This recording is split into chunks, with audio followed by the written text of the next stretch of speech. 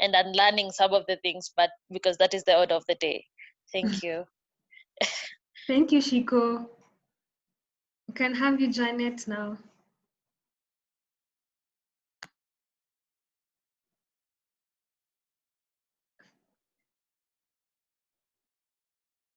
Hi, Janet, we can't hear you.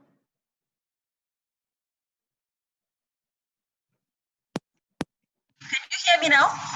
Yes, we can. Hello. Okay, perfect. My name is Janet Machuka, and Janet Machuka is the founder of ATC Academy. That is Africa T-shirt for those who have already interacted with it on Twitter. I know a couple of people because we are part of a community. That is Tony. We have Shiko, Kihika, we have Shiro, and many others who have joined. I might not mention.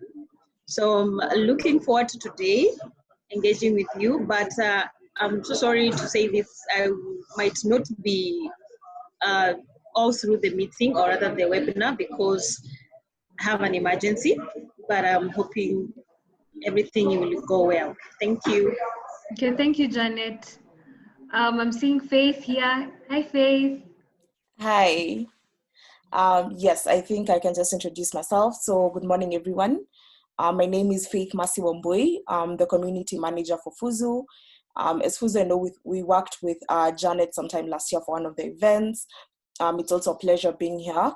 I hope that this session will be insightful for everyone. And I'm also happy to be here to also talk just about professional branding and also what Fuzu does in terms of this, and also what other opportunities that we have for job seekers. Yeah, thanks for having me.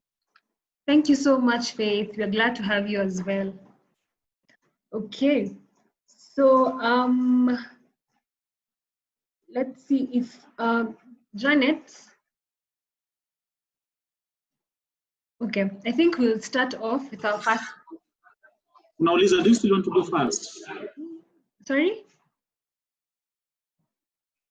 Sorry? Hello. Hi, Janet. Do you still Yes, want to? hi. Are you still up to going first? As the first. I will appreciate if I come last. Okay, please. no problem. Okay, Thank you so much. No problem. Okay. So I think Tony, you can be our first speaker for today. Is that okay with you? That's fine, yeah. Okay, great. So just before I begin with Tony, I think I need you guys to understand the power of social media, because for Tony, I just got him from LinkedIn. I didn't know him personally in any way. I just decided to look up digital marketers in corporates, and Tony's name came up, and I went to LinkedIn, connected with him, and here we are. He's in this session. Yep. So the power of social media, guys. If you do not believe it, like so, I do not. So I told you, LinkedIn is always fast, yeah. Yeah, exactly. I was so happy. I was telling my colleagues, oh my God, I got a confirmation from someone from social media. Because I think sometimes you have this perception of, oh no, they don't have time for us. They're probably busy with their many schedules. But I'm really glad that you are able to join us today and you accepted our invitation. Thank you so much, Tony. You're welcome. My pleasure. Okay, so we can now begin the session. Kindly just introduce yourself, tell us who you are and what you do. Okay, so Tony Wanaswa, I work with the Nation Media Group digital team. I've been with the Nation Media Group for now about 4 years. My role here is ideally to just guide the companies in terms of their digital strategy, sort of work as a consultant within the group to assist the other departments with regards to how social media works, if there are any new trends that are coming up in the world of social media, in the world of digital marketing, how can we leverage the power of the internet to just promote our products. Then also liaise with the different agencies when we have various campaigns, and this is across the group, whether it's from our NTV or it's radio. I'm actually in the radio studio, as you can see, the colors and the microphones. This is us just working in kawaida. So that my role is, and I've been in digital marketing for quite some time now. I used to be, if you guys remember, a company called rupu.co.ke. That was one of my first gigs straight out of campus. That's one of the places that I started working. And speaking of campus, I was in Strathmore University, class of 2009. So went into Rupu, where it was an internet e-commerce platform. So worked with Rupu, essentially doing still digital marketing, online marketing, a bit of sales, product, business development, and that has literally just been my path until today. My strength is in running paid marketing campaigns, so buying ads across, whether it's search engines or social media marketing. That is my strength.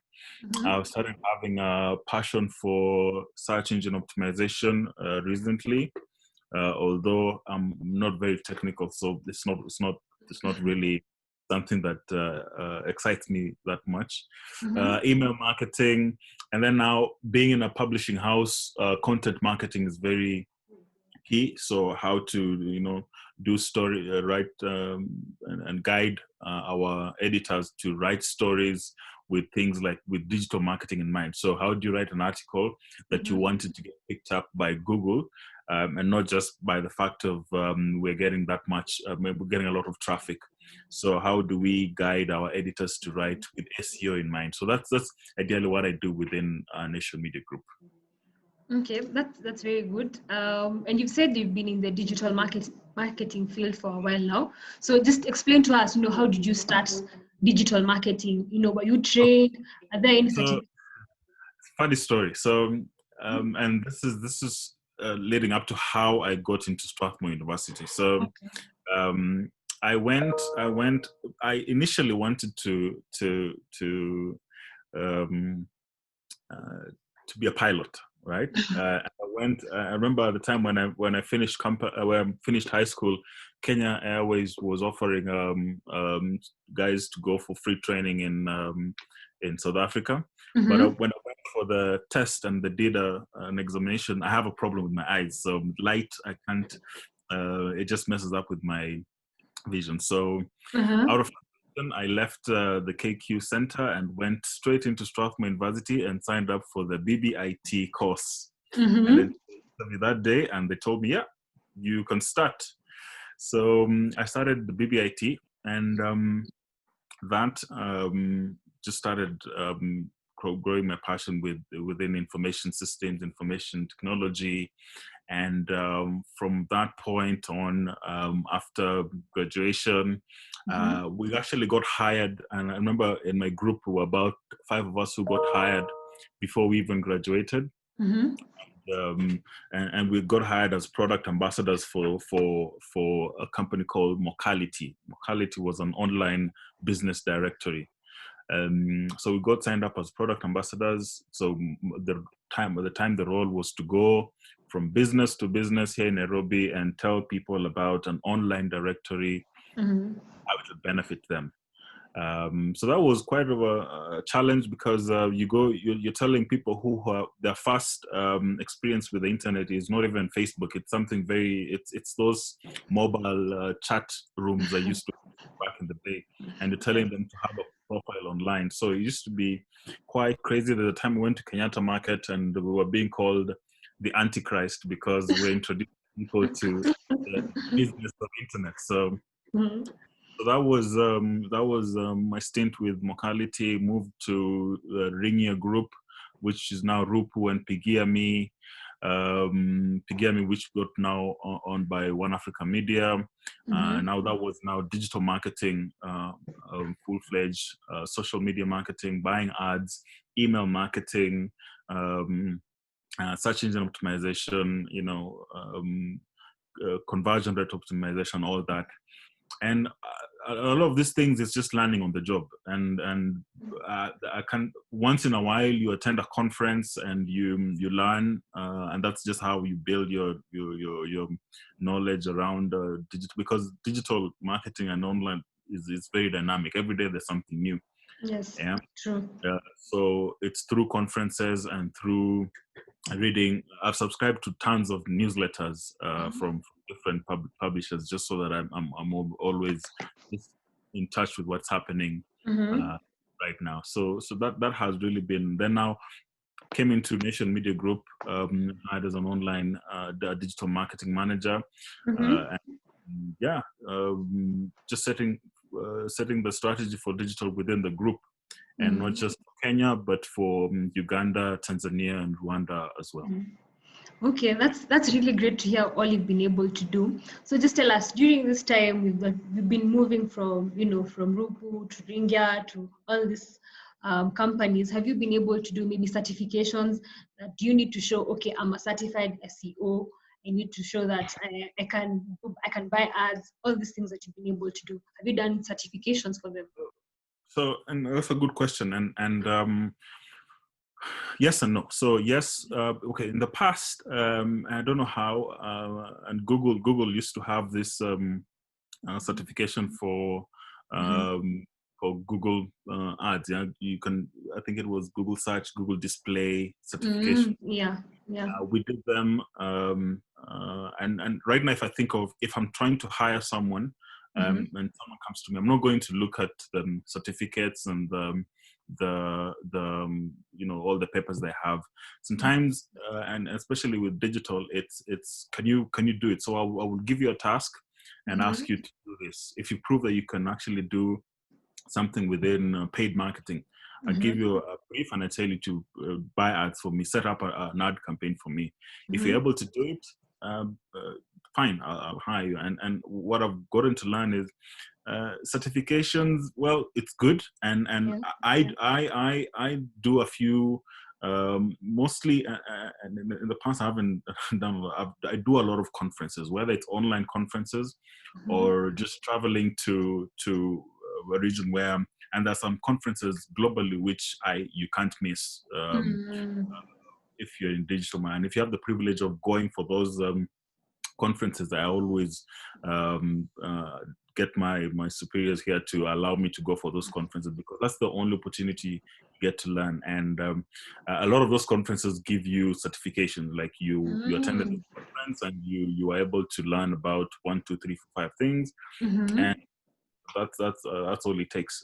Because today you might be, you're getting a certification on paid marketing, and suddenly, like what's happening right now, everybody's quoting Facebook ads. So a lot of ad agencies, a lot of companies are saying we're not buying ads on Facebook, not just on Facebook, but across social media. So what that does that mean to now someone who says I'm certified in paid marketing? We don't know what the future is going to hold for in this kind of scenario. So yes, I've gotten a few certifications, but mostly it's conferences, because when it comes to schools, I mean, it's just people like now you guys who offer some courses that are necessary right now, but me, I mostly just attend a lot of this, because the bit about those conferences, again, you get to interact one-on-one with people and they share their experiences. Like I've told you, a lot of the things that I know right now, I've learned on the job. Like I'm told to set up a campaign and I'm like, okay, I really don't know how to do this. Let me Google it. Let me do a quick YouTube video on it. And that's how you get to, and you test it. You set up your metrics, what you want to measure, and you test it and it works, and then you just optimize as you continue. Great.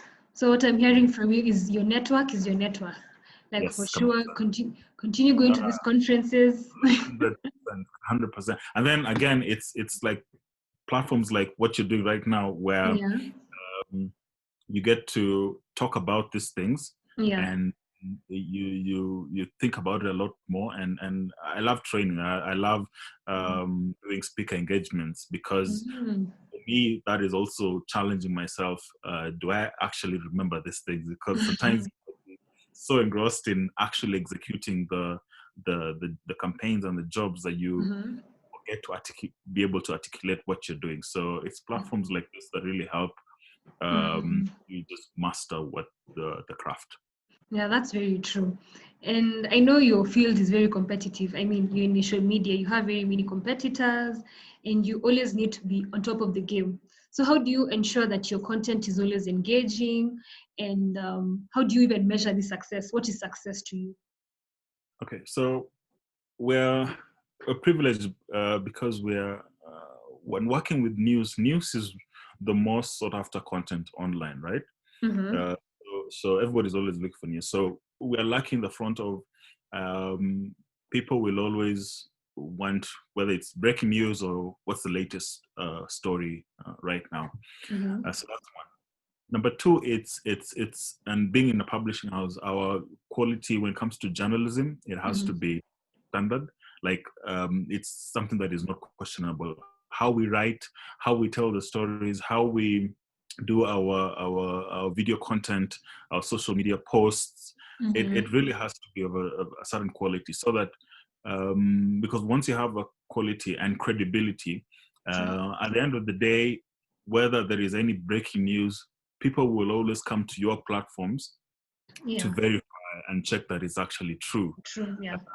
And then so we've had that credibility with our audiences, that they will always come back to our platforms. But the other thing that I've learned is and this is really between 2016 and now, in terms of platforms and places where our audiences would go, it's really become very fragmented. So right now, you can't say that we just rely on our website, nation.co.ke, for instance, for traffic. We have to go where our audiences are, and where they're on WhatsApp, they're on Telegram, they're on Instagram, they're on all the social media platforms. So we have to create different presence across all social media and all web platforms. Any platform available online, we have to be there if we have to be relevant to our audience, and how we communicate on that platform has to be relevant to the audience that goes to that platform. So for instance, how we do our stories on Instagram and how we do our stories on YouTube is a little bit different, because we understand the audience profile on Instagram, and say even for instance Instagram and Snapchat, very different. If today we are to start a TikTok account, that has to be done very differently. So it's just understanding the different platforms and just ensuring that you have that presence there and you optimize for that account. Now when it comes to measurements, nowadays there are so many tools that you buy, that those free ones, that those that you have to purchase, just to understand exactly what results that you're getting from the different platforms. But key is, what do you want to measure? Do you want to measure traffic? Do you want to measure engagement? Do you want to measure return rate, retention rates? You have to be very clear on what you want to measure, and then now you identify the tool that will help you measure that, and then now you either purchase it or get an open source one. Okay, could you share maybe with the audience, maybe people who are currently in this field and they'd like to measure their success, could you share some of the tools that one would use, either free or paid? Okay, so right now, when it comes to free tools, like if you have a website and you don't have Google Analytics set up in it, I don't even know why you have that website. So a website, you set up your website. Next thing is a Google Analytics account. That has to be done. Then number two, again with analytics, and Google has a lot of tools that are free, and again it boils down to what you want to measure. And the bit about Google, you can plug in data from all other sources. You can plug in data from your social media. You can link it to your development platforms, your whether it's you could link it to different platforms and just have plugins so that all the data is collected within Google Analytics. So that's the bit about it, and it's a free tool. Again, it just boils down to what you want to measure. And then a lot of campaigns and a lot of platforms where you would ideally launch campaigns would have their own tools for analytics. So if you're running a Facebook page, you have your insights account, You'd have your insights account where you'd be able to get your analytics and your data. Yeah, those are ideally free. Okay, so you've been in this industry for quite a long time, over 10 years experience. So what would you say are some of the common digital marketing mistakes that people make? Okay, so one of the biggest mistakes that I've seen people making is not understanding your audiences, not understanding your persona. Yeah, so you launch a campaign and you launch it to broadly. You launch it to a big pool of people, as opposed to specifying just the exact the segment that you want. So a lot of brands don't spend time understanding their persona, understanding who their target audience is, and not just understanding, but actually measuring and validating that audience. So, for instance, you might say that the audience profile for a brand like Business Daily is a person aged between 35 and above, middle class, an income of maybe 100,000 plus, because of the style of the paper, right? Yeah. Unless we go and check out the analytics and what the data is telling us, I'm a firm believer in the numbers don't lie. Yeah? Numbers will tell you. Like, you might think that your platform is attracting this group of people, but when you look at the numbers, it tells a very different story.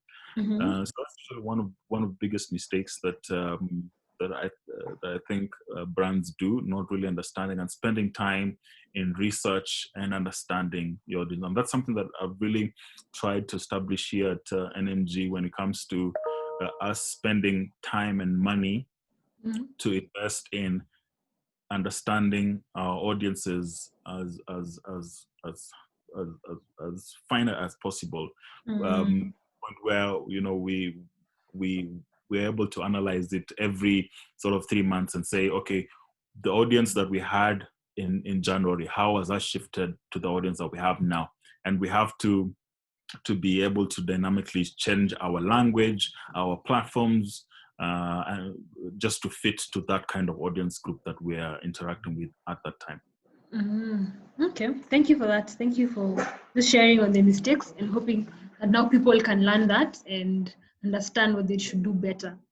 Yeah. So I think now, what would be your advice to people just on how to use social media to grow their brand? Now, how can they leverage on social media just to grow their brand? So first of all, it's really, really important to understand and write it down. Write down what your objectives are, what your goals are, what you really want to achieve, what you want social media to do for you. Because social media can build you, and social media can also destroy you. Yeah.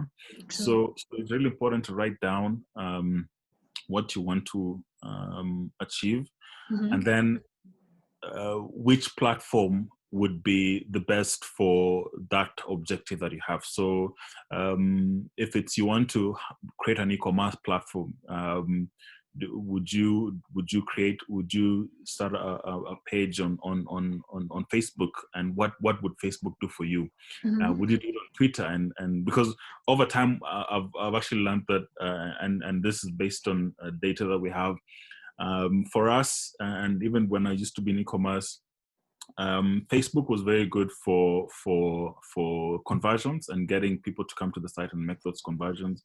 Twitter was very good for engagement and conversations. LinkedIn was very good for credibility and just building the brand to a very, very, very, very bolder, older audience. Instagram is very good for your, again, brand building and just very strong on showcasing. If you have products, how to showcase it. So it's really important to just understand what you want to do and then now identify which platform would work best for you, and then now again measure. And then again, at the end of the day, there is a rule: always be testing. test. You might start something on Facebook, on Twitter, on Instagram, then you realize that at the end of the day, Instagram is the platform that is working the best for me, whether it's from a conversion point of view or from an engagement and an audience building point of view. And then you just decide, let me focus my efforts on Instagram. Yeah. So yeah, that's really great. So is it that when you're starting your own, maybe your brand, you're starting your own business, should you rush into getting into all social media platforms, or understand which works best for you and stick with that? Which is better? So you can actually do both, and then again test. So you if you launch all, and sometimes you have your presence on all platforms, so that so if your brand is Rupu or Immobilis, you don't want to start it on Twitter and then the next day you go try starting it on Facebook and you find someone else has already picked up that handle. It doesn't have to start it at all, and then now just measure what is happening, what you're getting from Facebook, what you're getting from Twitter, what you're getting from Instagram, and then again, each of these platforms is just built for something different. Instagram, for instance, that's a very pictorial, it's a very picture and video heavy platform. What you're going to do on Instagram is very different from what you're going to do on Twitter. What you're going to do on Twitter is very different from what you're going to do on YouTube and on LinkedIn. So each of these platforms will do something different for you. So, and you have to now identify what that thing is. So we like yesterday when we were releasing that expose on that shooting of the famous person that you know. When we did it on Twitter, the kind of engagement and the conversation that it sparked, and when it aired at 9, it was trending. It's still a thing that trending even now. So and we don't know what kind of reaction we would have gotten if we say we only put it on Facebook. Maybe even people wouldn't. True. So each of this platform does something very different for you, and you just have to identify what that thing is. Sawa. Thank you so much for that great insight. I don't know, is there anyone amongst the audience, who has one question for Tony? Maybe we can just take one question. Anyone who has a question for Tony?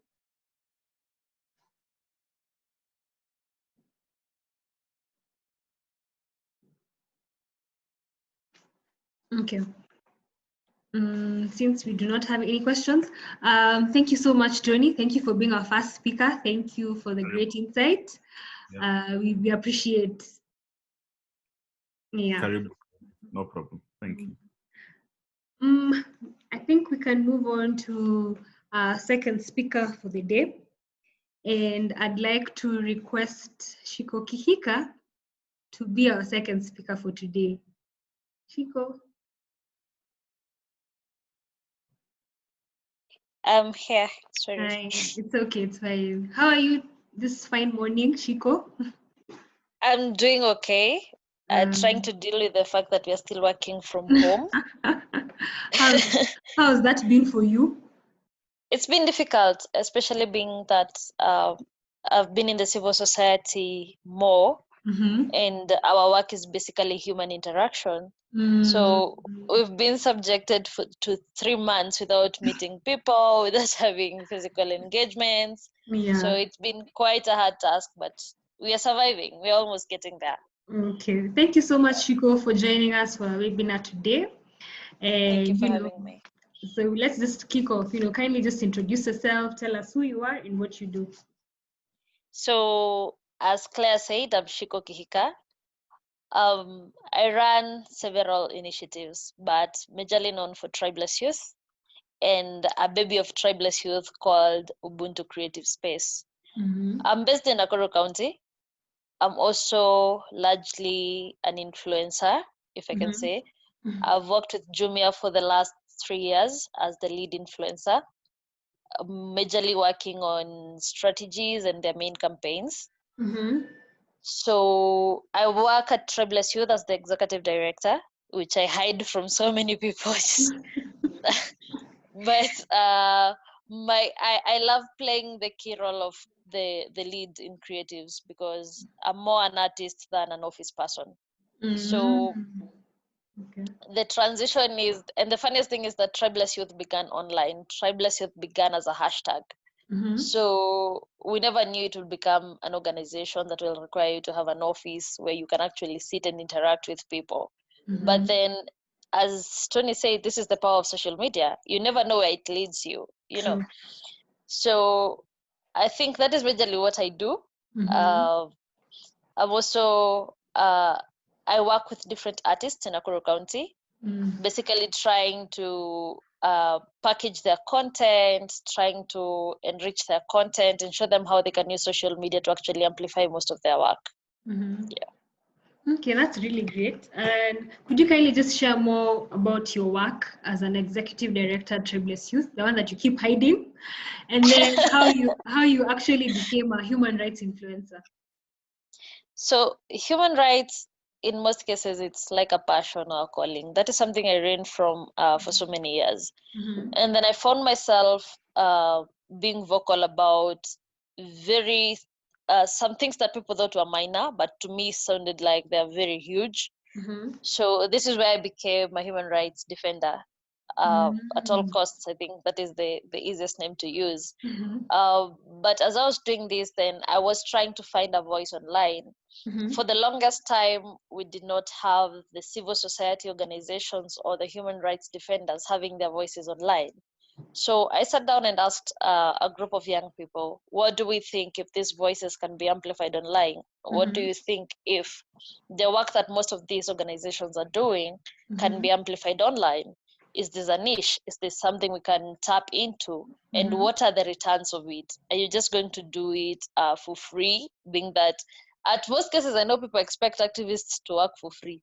But then we cannot tell our landlords that we were in the streets and that is how we are going to pay our rent. True. So we also need to figure out how does this also pay your bills, and how does this also you know, you have to, it's like the same way Tony said, it's like journalism at the same time, because there's credibility involved, there's a lot of research involved, and at the same time there is the fact that you owe it to the people to tell them the truth, and in the best way and in the most raw point of it that you can do it, you know.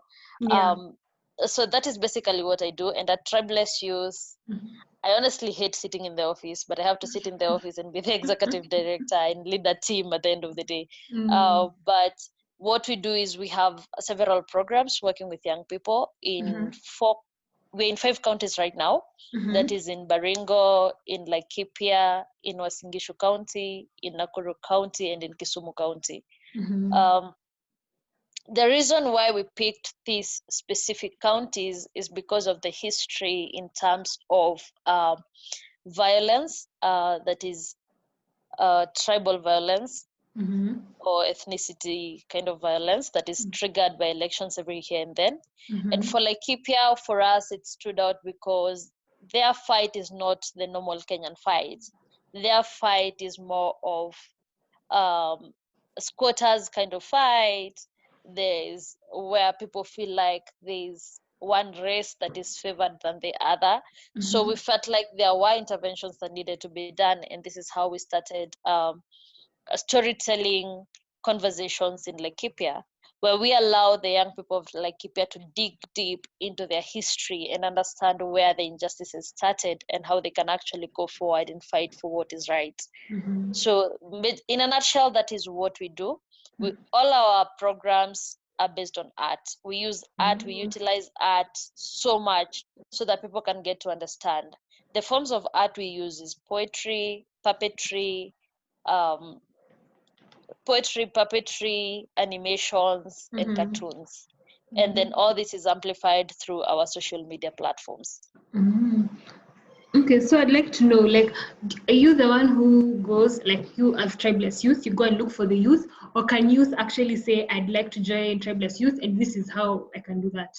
What's the procedure? So we have, for the longest time, we've worked with networks because Tribleless Youth is registered as a CBO. Okay. Unfortunately or fortunately, we are working as an NGO.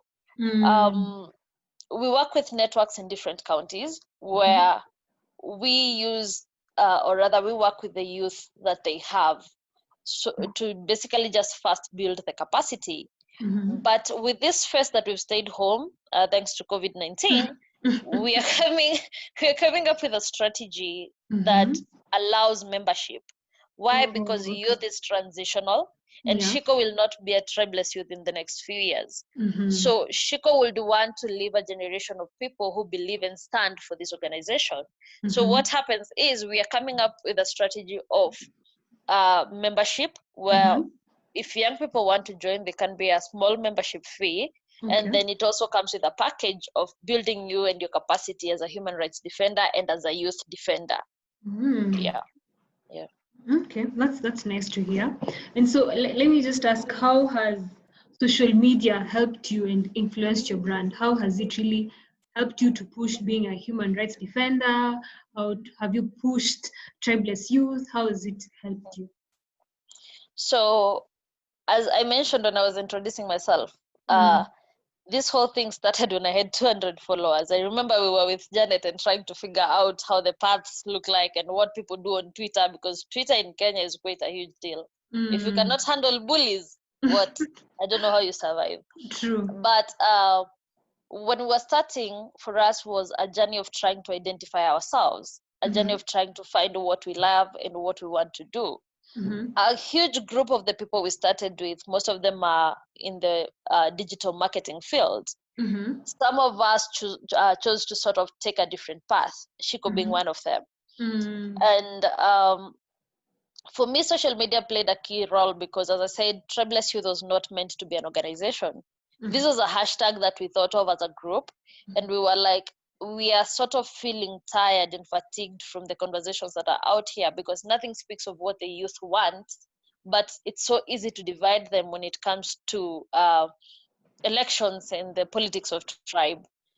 So this then for me was like, can we pull a campaign, just speaking our minds, not necessarily having a certain direction we want to go with this conversation, but just speak of what you feel, just let go of the anger and the pain you're feeling inside you. And luckily the hashtag was trending for 2 days. However that happened, we don't know. And we figured that actually this is now where data come in, and data is very important. So once we tracked the data, and we would feel like there are tweets that came out strongly that there's need to bridge a certain gap. There are tweets that came out strongly saying that finally we have a voice, or we have a place where we can go and speak and say ABCD, you know. For a full week, people kept asking, when are we doing this again? So the following week, guys decided, oh, it's Thursday, we need to wake up and do the same hashtag again. And again, it was a trending topic. So it became a culture for almost an year. That is what guys were doing. So we started getting people approaching us, asking us how we can work with them. Then this meant like we had to organize ourselves and sit down and register a company. But then I had to sit down and also ask myself, what do I feel I want to do? Because despite of you wanting to register a company or whatever you want to do, basically, what is your objective after doing that? So I really wanted to give back to the community I come from. Fortunately or unfortunately, we do not have vocal women in Nakuru County, apart from the political class. So, it did put me in sort of a positive and a negative spotlight, because then it was very easy to know who is this doing this and why is she doing it. And at that time I was quite young. And unfortunately, all this came with also media publicity, media interviews, and all these things. This was something new to me. I did not know how to handle it. I did not know how to go about it. And at the same time, it also came with social media bullying. So it was a mixture of good and bad emotions at the same time. But while doing it, there was the need to learn how to develop a brand. There was a need to learn how to stand out and how to build an authentic brand. So having to grow with your followers, because I keep saying I think most of my followers have grown with them since way back. You have to identify and know, what are you speaking about? Why should I follow you? Why would someone just randomly come and want to look at you and want to understand your work? So I chose to take a political and human rights background.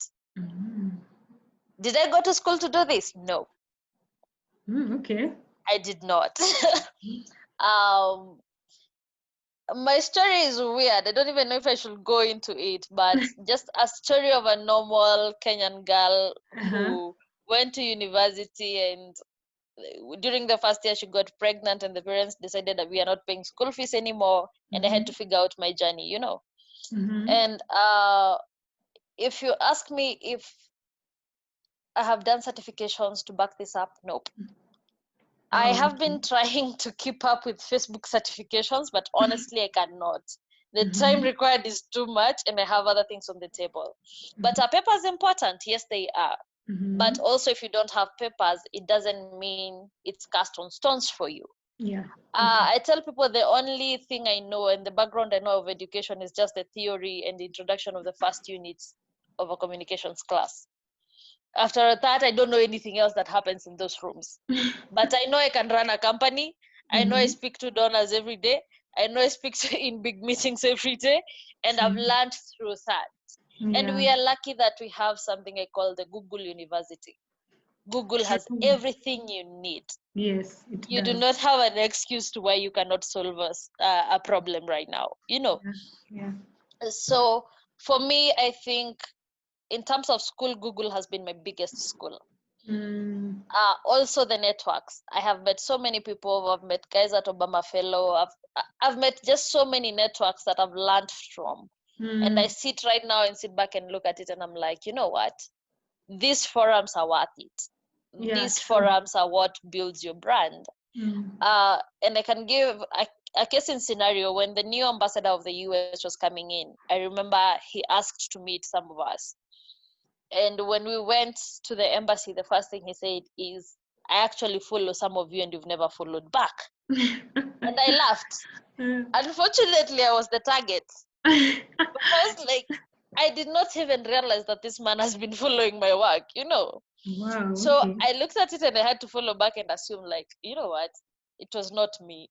But then when having these interactions at this level, I know that I've built a community within my circle and in the outside circle that I can rely on in terms of information, in terms of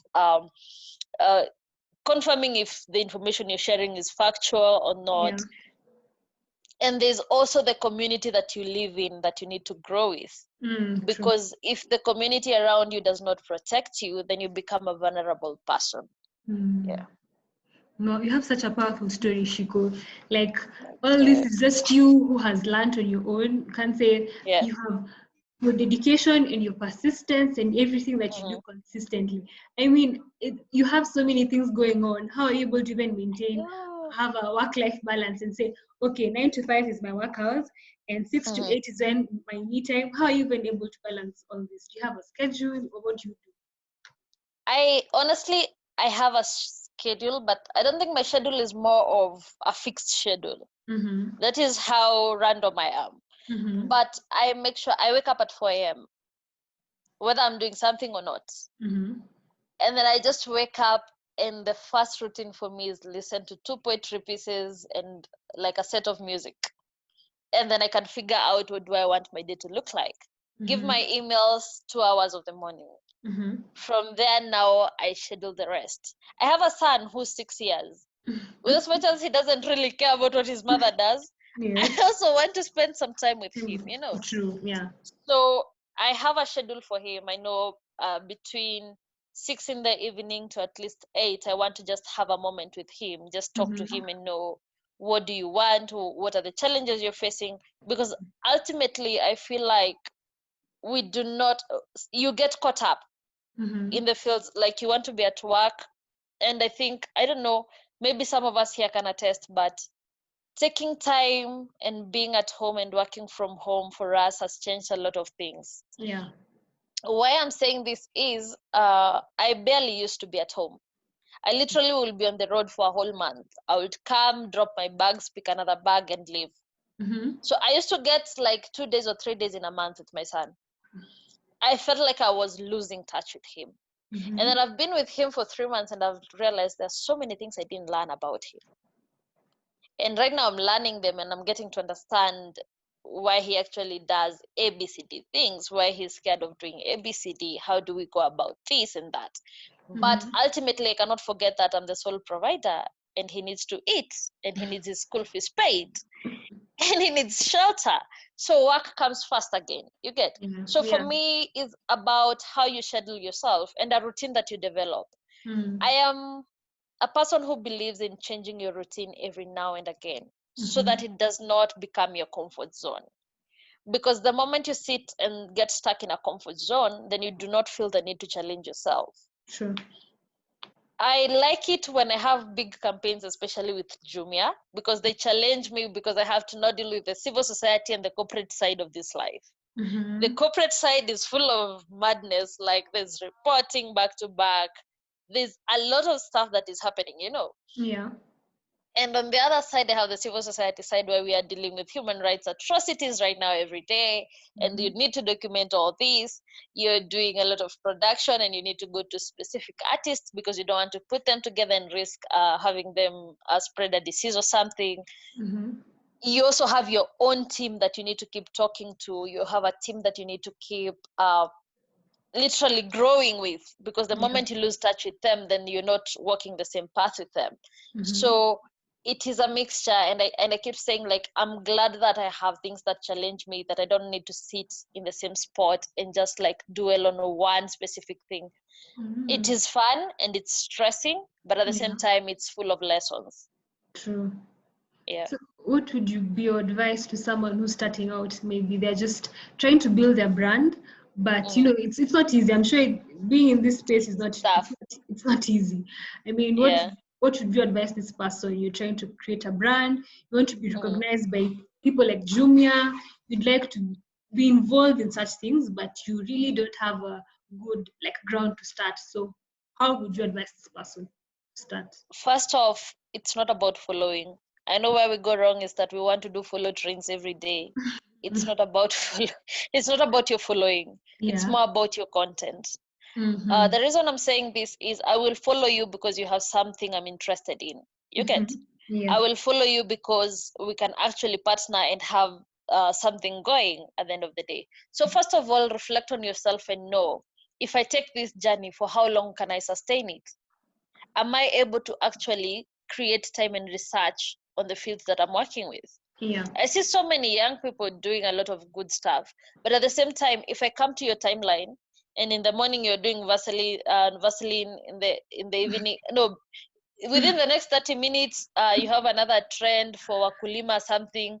Within the next minute you're doing justice for someone. Within the next minute, I will not know where I'm supposed to engage you. So there is a way you can find your niche and go for it. Like if today you go to a good example of someone I know who's been doing quite well in digital marketing. I'll use Janet for this instance. Okay. You go to Janet's profile, you'll know why you can get Janet to do a strategy for you. Because her timeline is not overdone. Her content is straight to the point and it communicates to a certain group of audience. That is what we need to do. If you choose to go the human rights way, if you choose to go through the civil society way, then what are you talking about? And how do you research and make sure that whatever you're talking about is factual? So that you also don't get yourself caught in between the law and whatever you thought you were doing to build your brand, you know. So there's a lot that happens, but the key thing is, if you're starting out, go for it. There is no right time to do it. There's no best way to do it. The best way is to learn through the process. Just identify what you want to do, and as Tony said, it's important to look at your audience. It's important to review your audience, and it's important to keep track of your conversations, and it's also important to look at your analytics and know what is changing and what don't people appreciate when you do, and what do people really relate when you talk about it. When I started working with Jumia, that was 3 years ago, I was a paid influencer, and I remember we were being paid 3,000 bob a month. But by whoever was being contracted. And my aim was to understand, how does this system work? It was not necessarily even about the pay, it was about how the system works. Yeah. And then this one day we were called for an influencer briefing meeting. Jumia has a way that they involve everyone when they're structuring a campaign. So there's a briefing meeting, and then there's a debrief after the campaigns. So when we went for this influencer meeting, and I sat and listened, and I was like, actually, I think I have a different way we can do this. And I was tasked to come up with a structure of what we think we could shape a campaign.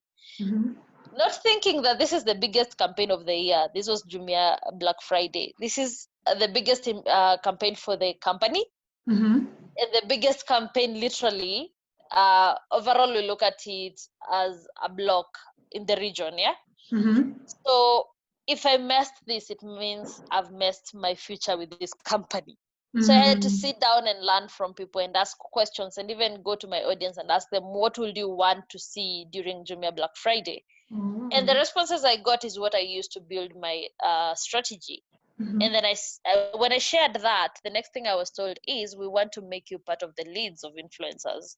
3 years down the line, literally you can see the growth, where you move from just doing strategies to even managing different teams. So for you, it means you're growing, and it means that there are lessons learned through the process. And it's about you knowing what you want, because trust me, you can be in a company and live there for 10 years and be in the same position, but you can be in a company for 2 years and keep growing. That's true. So it's up to you to figure out, where do you want to go, and what is your end game. That's really true. Thank you so much for that. That was very insightful. Is there anyone who has maybe a question for Shiko before we take our social media break? Anyone who has a question for Shiko? So there's one question for you here. What do you think of social media in terms of mental health in wider scope in Kenya? So social media plays a key role. At Tribleless Youth, we have a digital mental health platform where we allow guys to engage on what they are going through, and at some point link them to psychiatrists. Social media plays a key role in our lives. Why? This is where we get the news every day. This is where we get all sorts of people. And I think there's something that prompts people to just harass others when they're behind the keyboard, because once you meet these people, they wouldn't even say everything they say online, you know. But social media can build you or destroy you. You choose to see what you want to consume and what you don't really want to consume. Why am I saying this? There's a lot of toxic conversations online, but there are a lot of healthy conversations online. So you choose what you want to consume. For me, I have 7 days each month to detoxicate myself from the social media platforms. I don't post anything. I don't read my social media platforms. I only do my work in the office. Why? Because I feel like it's necessary for you to take time and reflect on yourself. Self-care is important. Learn a way that you can actually do something else beyond the normal social media thing, because social media has made most of us actually lose our hobbies. We no longer want to even hang out with people. Exactly. So for me, I realized I lost my hobby actually during this season again. I think COVID came with so many good things and bad things at the same time. Yeah. I realized that I did not even understand how my kitchen looks like, where I used to keep my stuff and everything. Funny enough, before this happened, I used to love to cook and everything. So I realized that I actually wanted to cook with people. I wanted to learn with people. I wanted to help other people build their brands. And I wanted to hang out with people. So what happened is, when I'm taking these breaks, I get a group of young people. We do our mental health unwinding, where we just sit and vent and rant and have happy times. And then at the end of the day, when you're living there, you feel refreshed. You feel like you're ready for the next phase of your month. So find a way of keeping yourself clean. Let me use that word. Detox yourself the same way we detox after consuming toxic stuff and all the junkies and everything. You need to detox your mind once in a while. So once you do that, then you're able to actually keep up and keep yourself safe and yeah, I think that's it. But also, social media can play a huge role in advocacy towards mental health. Let us keep in mind that our national budget is less than 1.5. Our national mental health budget is less than 1.5% of the budget. At county levels, like in Nakuru County, it is zero. We do not have a mental health budget. We only have one psychiatrist dealing with a population of over 500,000 people. So you tell me how we are going to survive. We have 96 psychiatrists in Kenya. A session with a psychiatrist does not cost anything less than 4,000 shillings. A normal Kenyan, an average Kenyan, lives under $1. So we need to actually start advocating for these issues, and I think social media is that platforms that is one of the platforms that we have that we can actually pick these conversations and put them out there. True. That's very true. I like that, especially the last statement. It's very necessary to have social media breaks. Take the conversation offline. Don't always be online. Don't be cooped up in your phone. That's very true. Yeah, thank you so much. Is there anyone else maybe who has a question for Shiko? Thank you so much, Shiko, for your enlightening session. We do appreciate. We'll have you at the very end for the Q&A with all the panelists. Now, we'd like to take a 5-minute social media break. As you've said, breaks are very important. So take this time to just tweet about the session, what you have learned from our speakers. We've had Tony speak to us about the digital marketing space in a corporate world. We've had Shiko speak to us about her human rights defender situation and tribeless youth, about mental health, about taking breaks. So take this 5 minutes to just consume all that you've gotten. And then after that, we'll be having our third speaker, Adeola, who's from Google, and she's joining us from Nigeria. So let's take a 5-minute social media break, then we'll be back.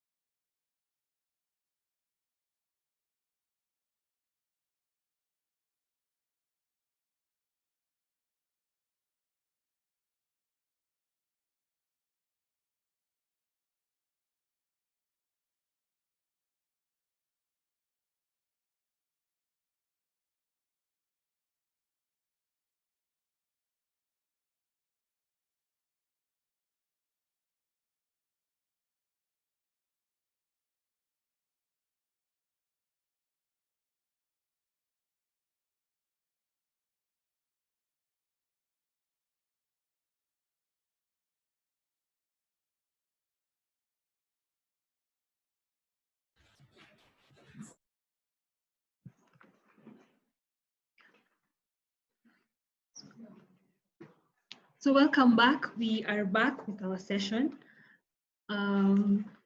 We had first speakers, Tony Wanaswa and Shiko Kihika, and now we'd like to get to the second segment of our World Social Media Day. And we are joined by a phenomenal lady all the way from Nigeria, Adeola Shasanya. She is a project manager for Digital Skills for Africa at Google, and she's part of our panel today. So hi, Adeola. Hi, thanks for having me. Thank you so much for joining us today. And we'd like to kick right in. Kindly just introduce yourself, tell us who you are and what you do. Okay. Hi, everyone. Good morning. My name is Adeola. I'm Project Manager, Digital Skills for Africa. It's a Grow with Google program that creates opportunities for everyone to upskill themselves. So everyone from job seekers, small and medium businesses, and even developers as well. Great. And we are, as Immobilis, we have partnered with Google to just deliver this digital skills program. And we're so glad that we could have you as part of this panel so that you can be able to share the great opportunities that Google has for people online that they can use to leverage on the social media. So can you just tell us how one can take advantage of the Google social media platforms? And, you know, like how can you grow your followers on YouTube? How can we just leverage on such things like things? Yeah. So, I mean, I think the first place to go, well, because I'm project manager at Digital Skills, is for your business, you know, everything that has to do with marketing, you know, interacting with your customers. You can find short courses where you can upskill yourself. And all you have to do is go to g.co/digital skills.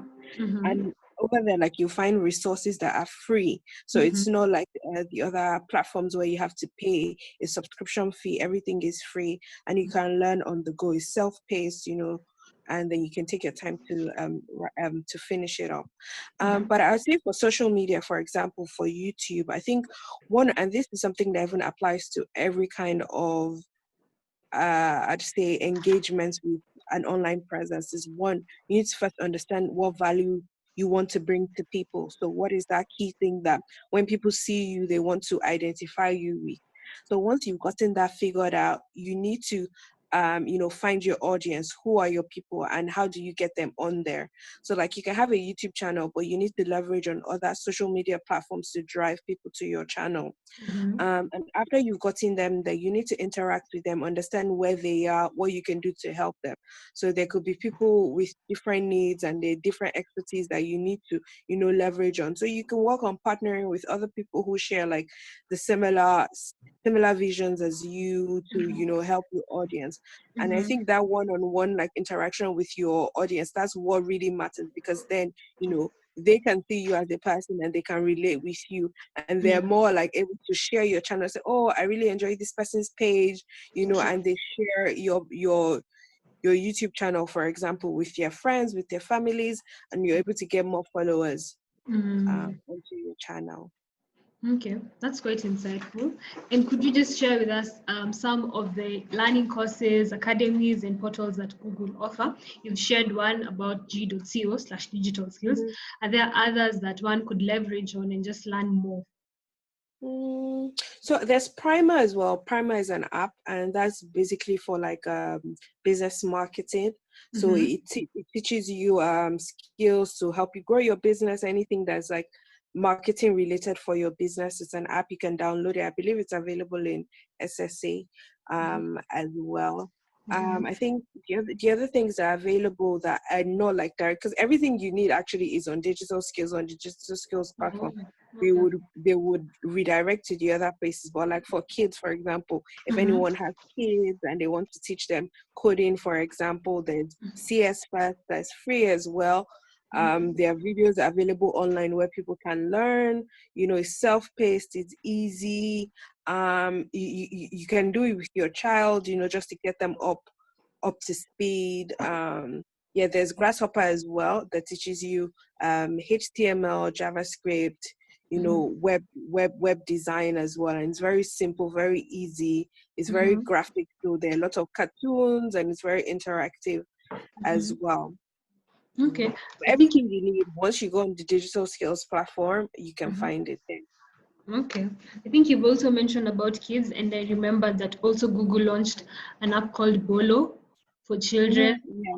So could you just Oh, speak yeah. about Yeah, Bolo? so we've actually rebranded. It's called Read Along now. So if you check on your Play Store, you find it as Read Along. So this is it's an AI, it's an artificial intelligence powered how to say reading app. Basically, any child from the age like 5 and above that's trying to read, there's this body called Dia, where she's available to like read with you. So it's like an app that you can read a book, and as your child is reading or pronouncing the words, you verify that they're pronouncing it very well. And then it gives them badges, just some kind of how do I say, recognition for the good work that they're doing, reading well. And where they're not able to pronounce a word well, it allows the child to repeat it up until they get it well. So it's like teaching, but just teaching a child to read with a smartphone. Okay, that's Free as very. well. Yeah, and it works well offline. So all you need to do is just download it one time, and it's good to go. That's very good to hear. And with social media, we find that very many people are online. Like we literally just live online. We wake up, that's the first thing you do. But there's a lot of cyberbullying and cybercrime, and it's not always so safe to be online. So could you just speak about online safety and what we could do to just ensure that we're safe online? Yeah, I think it's actually very, very important, because even kids, parents, everyone is actually online, and this is something that everyone needs. It's not just kids. Earlier this year on Safer Internet Day, we launched our campaign in Africa. It's called Be Internet Awesome. So all you have to do is go to g.co/Be Internet Awesome. And there you learn tips about, being alert. How do you identify scams? Sometimes your internet, your browser, and you get a pop-up that says, oh, click here to win 1 million maybe Kenyan Yeah. shillings or something like ridiculous, or oh, you won an iPhone. And Yeah. all these things are not legitimate. So you yourself, like, you need to know. And I think even adults are very like at risk to seeing these things, because they might not know. They say, oh, send your. I was reading somewhere about how, like, some scammers will call you up on your phone and say, oh, we're calling from this bank, we're acting as COVID relief, we want to give you X and Y True. amount, give us, the expiry date on your card. When something sounds too good to be true, it most likely isn't. You understand? So you have to be very careful with what you do online, and even how you share your content. So I'm a believer for like ensuring that your personal social media account is private, and you only accept people that you know, and you interact with people that you know, and you're very conscious of what you put out there. And we also have to be very careful of the kind of news that we share. So like, if something is not verified, if it's not from like a trustworthy, maybe a government or like a regulatory body like announcing something, don't go ahead and retweet it, because what it will do is just spread fake news. Like that even happened around me recently. I live in a community where it's very they're a mix of people. There's a large Indian community, and all of a sudden on WhatsApp we're getting news that, oh, this area is a hotbed because a certain number of Indians have COVID, and it was false. Like, it was false news. It was just born from nowhere, causing panic for no reason. So we have to be very careful, the kind of things that we share. We also have to be careful with the words that we speak online, because if it's something that you can't say to someone face to face, there's no need for you to type it. It's very important that we even teach our kids that we need to be with them when they're online, watch how they behave online. If maybe they're very sketchy or they're very like agitated, once you come near them, something is happening there. And I think something that is also very important, and I think this applies to everyone, is how do we ensure that we're safe online? That is, Yeah. in terms of our password. You don't want to create an online password that says password 1234, or maybe your first name. You have to ensure that you have a mix of characters. You have capital letters, small letters, you have symbols, you have numbers. Mix it up. And ever so often, maybe after every 3 months, you change your password, so that it's not something that maybe if someone has even hacked it, they don't have access to it anymore. And then on all your different maybe email, social media, you should have different passwords. You shouldn't have the same one, because if you have that same one, if someone should get a hold of it, they've gotten access to all your accounts. True. Yeah. So I think it's very important that, you know, we share these things, that people know that it can affect everybody, a little child, youth, you know, elderly people, everybody is like at risk to it. So it's very important that you know that we're safe online, because it's the whole world right now is digital. Everybody's at home. So kind of world that we live in now. So we have to ensure that, you know, we're protected. It's very, very important. That's true. And especially what you just mentioned about, you know, just to protect yourself, maybe you're a private account and only accept people you know. For that, what happens to businesses where you're probably starting off a business and you need to be public for people just to understand your brand? How can you ensure that your business, your profile is not hacked just by people maybe who don't want you to succeed? And you have to be public. You can't be private for this, because you want many people to join you. What can you advise on such? I'd say there are lots of settings that a lot of social media accounts have for security. So, you know, aside setting a very strong password, first of all, I don't think you should share your password with too many people. If you have a social media manager, let that person manage it, and you can just put like content offline. Not everybody needs to have a login to that, and you're frequently changing it. I know there's two-factor authentication you can do, you know, link it with your email, link it with your mobile phone. There are different tokens that you can have to ensure that even if someone is trying to gain access, by the time, you know, they get halfway in, you're notified, you're able to like resolve it from your end before it goes too far. And I think, for instance, you always need to definitely monitor your comment section, because there are a lot of people who maybe might just go on and just be, you know, writing rubbish on your page. Feel free to delete it with your page. You know, no one should have control over your comment section just because of something. And, you know, you always need to reiterate to your community that this is like a no hate zone, no violence zone. You know, we don't speak ill of people here, and, you know, it's all positive energy on your business. So when you amplify messaging like that, I think it helps create awareness about, you know, online safety and etiquette online. Okay, that's really good. And what would be your advice to our audience on the usage of social media, especially now in these times of COVID-19? Like, what would be your advice to them? I'd say like social media, it's something that you can leverage on to learn. But then also, because everybody is cooped up at home, not everyone is getting enough exercise, is the person before me spoke about, you know, having protecting your mental health. So it's not like when you wake up in the morning, this is something that for myself, you know, I'm trying to learn. When you wake up in the morning, sometimes the first thing you want to do is pick up your phone. And you want to, I want to get on your social, you want to get on Instagram, you want to get on your different social media platforms. You know, just take those first 30 minutes for yourself. You know, if you're religious, you know, pray, have a gratitude journal, you know, maybe take a walk, do some exercise. You know, social media is always there. Like, you're not going to miss anything. If you go back, you hit refresh, you'll find it there. You know, there are all the amazing opportunities that you can have connecting with your friends, connecting with, you know, your business customers, everybody. But then you also need to like ensure that you're prioritizing yourself and ensuring that, you know, you're not abusing that access too much. So take breaks, take frequent breaks. You can have maybe a social media free weekend, you know, just to detox. And when you need to ensure that what you're viewing are things that uplift your spirit, you know, if there's anything that you are following that is making you feel agitated. I remember in the beginning of COVID, and I don't know if anybody had the same experience, you know, if you went on social media, everything you saw, oh, cases are rising, people are dying, and it's all like negative news, and that kind of thing just draws up a lot of negative energy from you. It got to a point where I just said, you know what, I am not going to check anything that has to do with COVID. Like, I'm just going to give myself that break.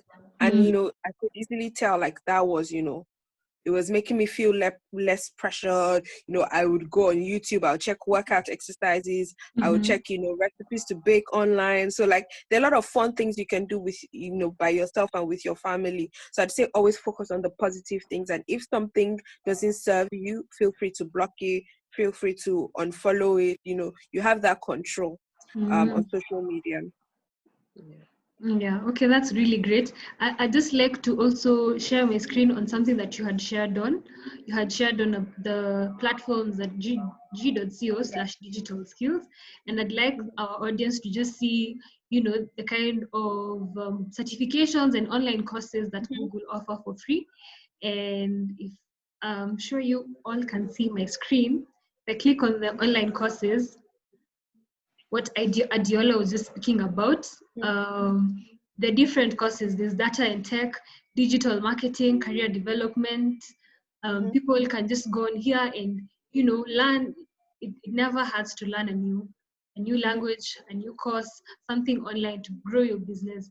And the thing I like about the g.co/digital skills is that most of their courses are free, and you can learn at your own pace.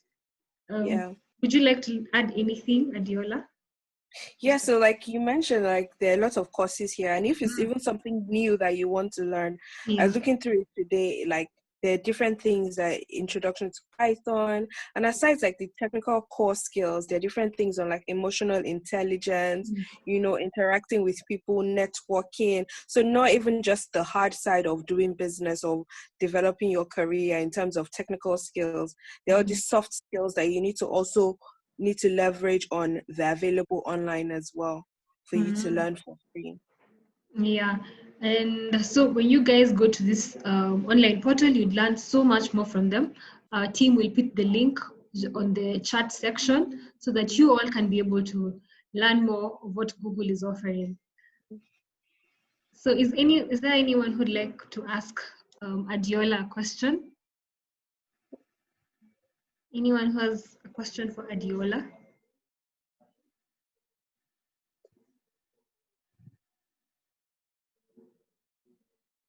Okay. Thank you so much, Adeola, for joining us. Thank you so much for having me. Yes, we'll join you at the very end when we're having the Q&A for all the panelists. Okay. All right. Thank you so much. Okay. All right. Okay. Bye. Bye. So next up, we'll be having Faith. So in a bit, 2 or 3 minutes, we'll be having Faith Wambui. She's the Fuzu community manager. So we'll just give her some 2-3 minutes and we'll kickstart with her.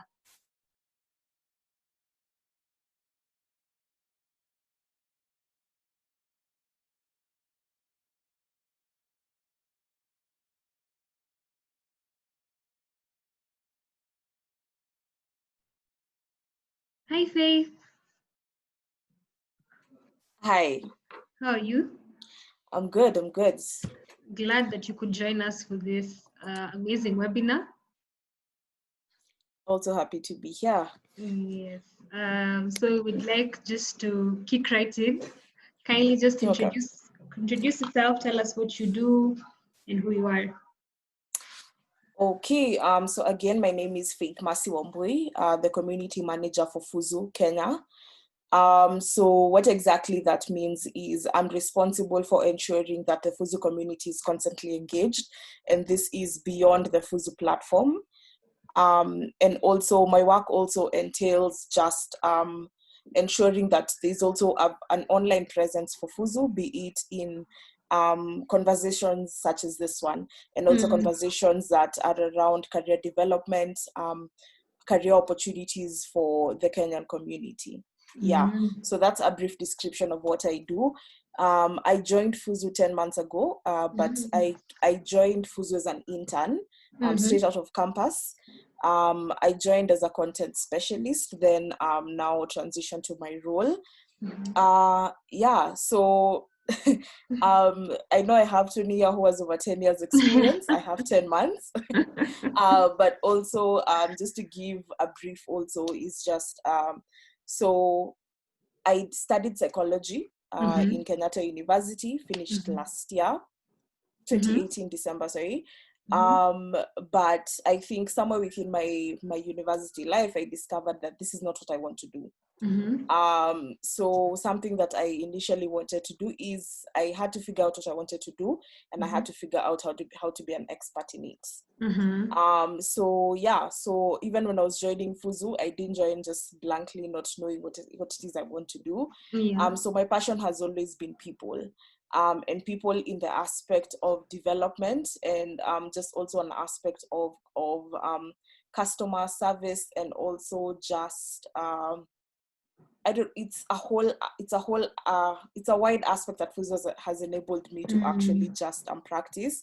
So, and also I'm very passionate also about personal branding, especially, which is now also Fuzu has given me the opportunity to speak more about it to our job seekers and also to our community. So just the aspect of how exactly do you stand out, which is also something Fuzu preaches a lot. How exactly do you stand out? How do you make yourself the best person for an opportunity? But also I've also had experience during my university time. I was part of an organization known as ISEC, and through this I was able to sort of figure out what I want to do, what I'm passionate about, and also develop skills that just facilitate this, and also just make myself the ideal person for this role. That's to sum it up. I think you've really talked about it, and you've also been able to do a brief about Fuzu in regards to just job linkages. How are you able to connect the job seeker and the recruiter? You see, and so we just like to find out.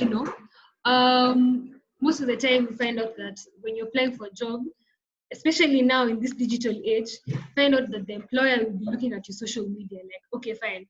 So you want a job with us? Let's see what you're posting on Twitter. So what should be your advice? How should people brand themselves on social media? Okay, I think you've given a good example of Twitter. We all know how Kenyans are rowdy on Twitter. I think if you even check my Twitter, whatever it is I retweet, we have the jokes here. We have, especially in the past 2 months, we've seen a lot of advocacy for all the wrongs that are happening in our community. So someone's Twitter may not exactly, you may have a little bit of everything. You may have the jokes, you will have the memes and everything. So how exactly do you place yourself? When you look at other things that you're doing, if I can give an example of just myself, let's say I got something published. Or just as little as your university paper, if it got published. If I can give the example of, I think with COVID, we saw the KE students who made the ventilators. So let's say something like that. So how exactly do you make your following, or how exactly do you make your mark with this on the internet? So this would be your LinkedIn account. You probably post a story, something that was published, you'd post it there. On Twitter, you'd also post about it. Something that has also worked for me is also looking at your friends. Have your friends also post this about you, share, retweet, comment, make noise about it as little as you can. I can give an example. I remember during my interview when I was joining Fuzu, the head of HR, when she was just talking, and she was like, and she asked me if I was to Google your name, just the same thing you asked us, what would come up? So I didn't even think twice about it, because I think someone had had a similar conversation with someone the previous week. So I was like, my social media would pop up. And also during my time in ISEC, I also did an interview for Standard newspaper. So I was like, that would also pop up, because I pinned it to my LinkedIn and I pinned it to my Twitter. So if you look for me online, it would show up. I'd already pinned it to my social media. And even now, any other interviews that I'm doing for Fuzu, I am pinning them to my profile. That means when you search for me, when you search Faith Mercy Wambui, you will see my social media and you'll see what I've been featured in. With anything else, you also need to strategically position yourself. Who are you following on social media? LinkedIn, on Twitter, Facebook, Instagram. What content are you constantly consuming? And also, are you learning from your social media? I think even at this time, we've seen a whole lot. There are a lot of webinars. There are people, I think LinkedIn even made their courses free. We even saw the Harvard classes Harvard was actually offering certificates for free. And also, just as you'd mentioned, the Google, I actually started doing the one of the Google courses, the fundamentals of digital marketing. Yeah, so it's what exactly are you consuming and how exactly is it shown? So of course, I'm not saying don't rant on Twitter when you're angry about something, but I don't know, if you go on Twitter and just as Shiko has said, social media can make you or can break you. True. So you also have to work on your communication. Your communication is also very essential. You wouldn't just be vulgar about something. There's a nice way you can complain about a service that you received or a product. So yes. So does it count if maybe you see like the way I told guys, just Google your name and see what comes up? Does it count if it's your LinkedIn that comes first, or maybe it's your Twitter, or if it's your Facebook? Does it really count, or does it count the content that is in that social media platform? What counts? The content matters more, because if I search and your Facebook pops up, okay, I probably wouldn't look at Facebook, because Facebook, not everyone is present, but let's say your Twitter pops up, I will look at your profile. I will look at what, especially something that is very key that not everyone notices, the brief, what's it called? Like just the about you. Yeah. Just the little things that you post at the top, on Twitter, on Instagram, and even on LinkedIn. So that is it's our first impression of you. So when I click on your Twitter, that's the first thing that I should see. I'll see your photo, then I'll see what you have to say about yourself. So you say, like, you even see people on Twitter, they're like passionate about career development, passionate about marketing. If I come to your Twitter and I find I don't know, some random information that does not really provide essence, or I do not want to know, then I have to scroll down to what are you posting, what are you retweeting. So yes, it does make an impact. Okay. So how has especially now, how has job search changed, especially now during this pandemic? You feel like the way the job search has changed, the way we were looking for jobs not the same way as now? Or what would be your comment? I think something we've noticed as Fuzu is, especially in April, May, so first things first there's a large decrease in the number of opportunities. And there was a large increase in the number of people looking for opportunities. So supply and demand was a bit off. But now looking at June, there's been an increase in job opportunities, even as you just even if you search online. So job search has changed in that it's completely virtual. You wouldn't find, because I think we know this, especially after you leave campus, there's always the tarmacking where you have to walk around with your CV. You can't do that anymore. That is not an option. You have to completely rely on what you're doing online. So it's we've also found that people are constantly getting in touch with us. I need help with my CV creation. I need help with coming up with a cover letter. So one, it's completely virtual. Second of all, people are very willing to look for assistance wherever it is made available. Also something else, but also in a twist to it a bit, we've also seen that people are not trusting all the jobs that they're seeing. Because again, I don't know if I can say in typical Kenyan fashion, there's a lot of conning that's going on. People are just conning people with opportunities. Yeah, true. Yeah. But I think something that I can definitely say is the future is bright, because a downside that not everyone looked at when COVID started was all these companies that let go of their people. Once things get back to normal, which may even be now, is they need to look for talent. They need to look for employees to fill the gap that they probably had during this time. So there are opportunities that are coming up. We've even seen, like, even with some of our clients, they've increased the number of opportunities. They've increased the number of job opportunities that they are providing that are open on our platform. So there is hope. Things are definitely getting back to, I wouldn't say normal, but the new normal, the new opportunities. So it's check out for the different platforms. LinkedIn also continuously has opportunities which people are continuously consuming, applying for, and just looking for help on how they can improve their applications. Yeah, that's very true. What you said. I think social media right now has come in a great way to just link people to opportunities that were previously not there. So we should leverage on these social media platforms. And amongst our audience, I'm sure there are a couple of job seekers, and you being part of Fuzu, you're able to be part of a lot of CVs. Many CVs go through your hands. So could you kindly just touch on like elements of a good CV? Like some of us weren't taught your CV should have this and that and that. In campus, I mean, probably in campus, your CVs had your name, your marital status, your number, some information that probably wasn't as, relevant. So if you know I'm 24 or if you know I'm 35, will that influence how if you actually choose me to be part of your company or not? So kindly just, touch on the elements of a good CV and what components of a good CV makes you stand out.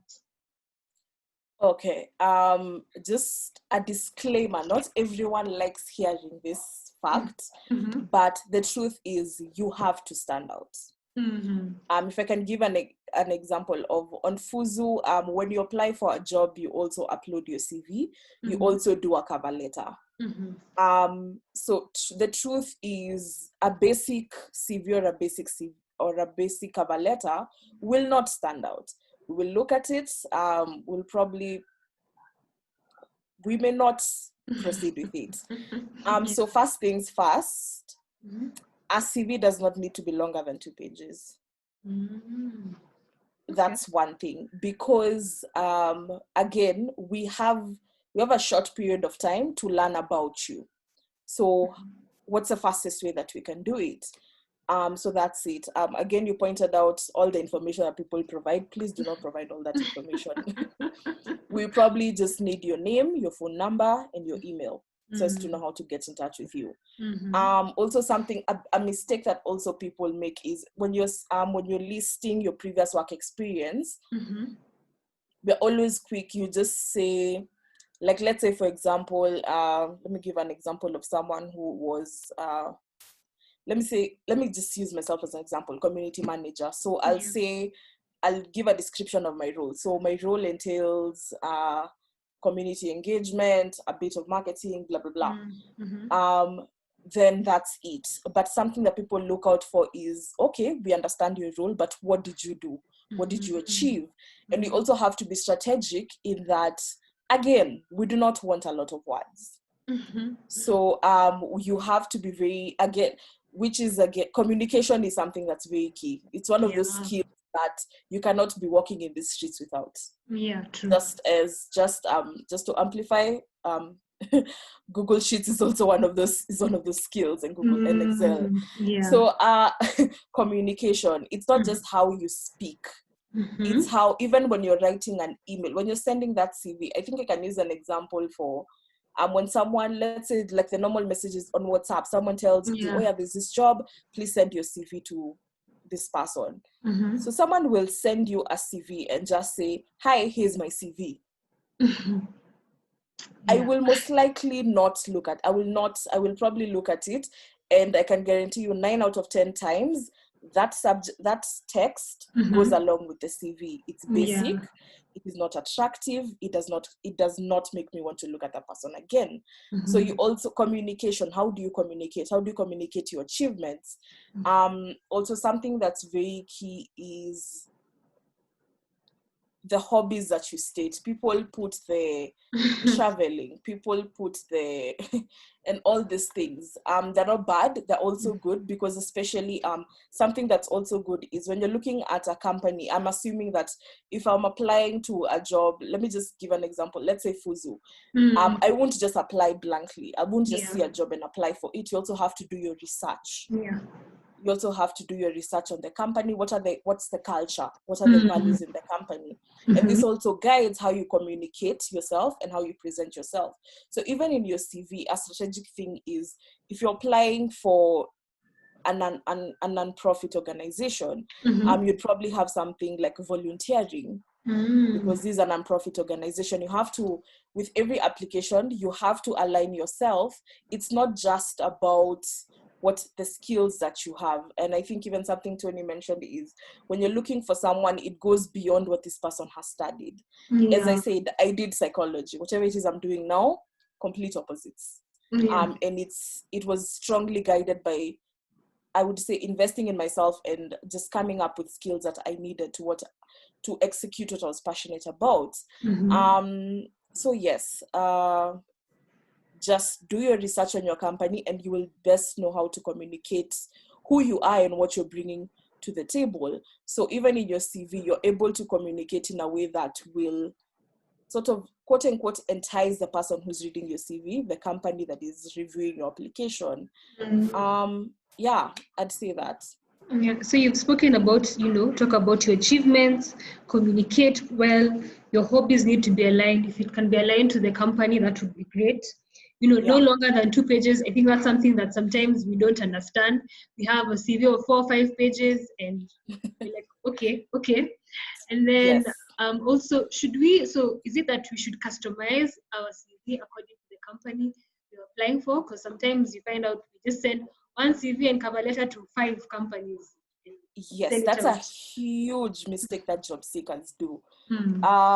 Especially with the cover letter. I think something that we also see is, of course, if you have a profile on Fuzu and you apply for a role and we look at it, we also have visibility of other roles that you've applied for. Not once or twice have I seen that someone has just used the same cover letter, literally copy pasted all the information.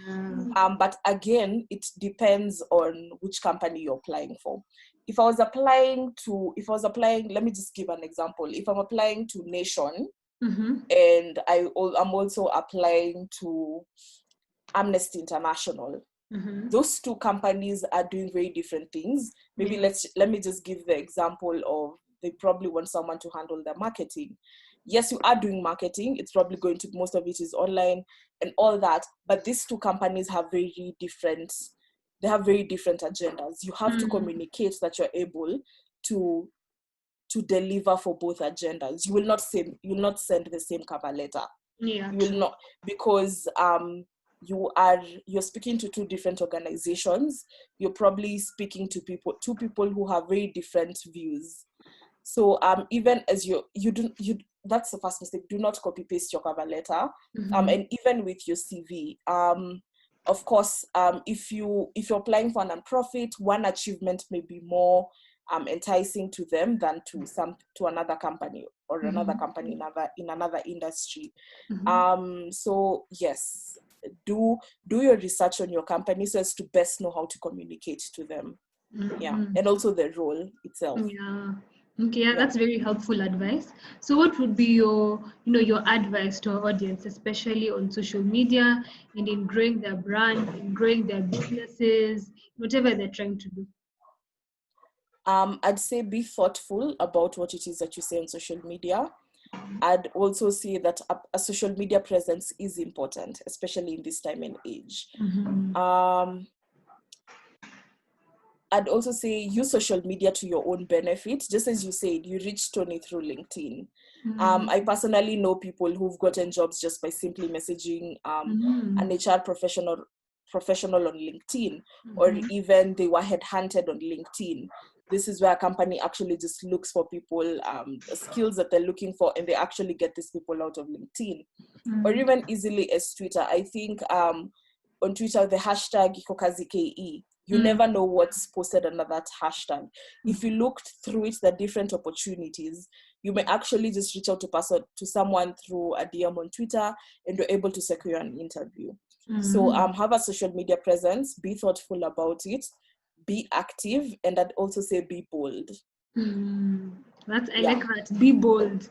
That's it's very enlightening. So just out of the top of my head, is it alarming when you find out that someone is not as active on social media? Maybe they only have one profile, maybe they only have Facebook, and that's it. Is it a bit alarming not to have an active social media presence, or is it maybe personal preference? I prefer not to be on social media because social media is a bit intrusive in my life. Is it alarming, or it can go down? It's not alarming. I would not say it's alarming. But again, it differs. As you said, there might be someone who does not like social media. They don't like consuming everything that happens on social media, and that's okay. But if you are comfortable using social media, as I'd say, just use it to your own benefit. It's not alarming when someone is not on social media. It's not a problem. Okay. Yes. Sawa, sawa. Thank you so much.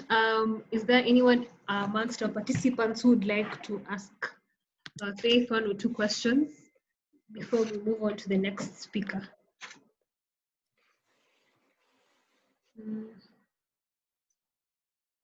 Okay, so I think we'll reconnect at the very end when we're having our Q&A with all our panelists. But thank you so much, Faith. Thank you for taking your time to be part of the panel. Thank you too for having me. Okay, so a quick 5-minute break, then we'll join Janet Machuka. She'll be your last speaker. Then please do keep all your questions. We'll be having all the speakers at the very end, and they'll be answering all your questions. We also have questions on the Google form. I'll direct the questions to them, and they'll be able to answer you. Thank you. So just a 5 quick minute break, then we'll resume.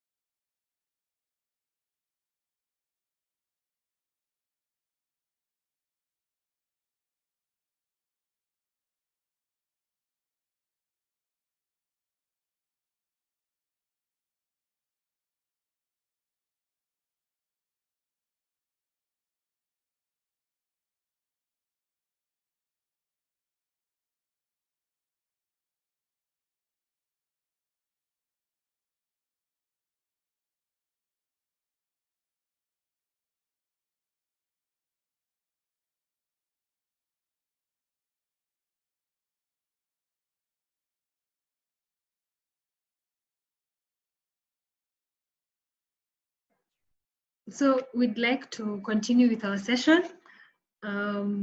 Next up, we have Janet Machuka. Janet, are you with us?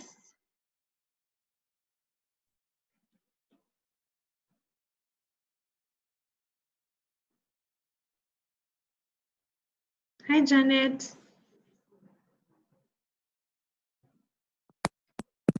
Can you hear? Not clearly.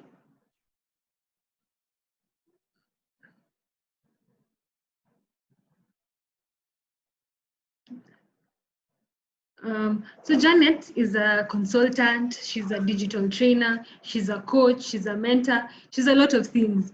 And she's been able to work with big brands. She'll be sharing more about it. And I'm hoping we can have her on the line right now. Be able to connect with us, Janet?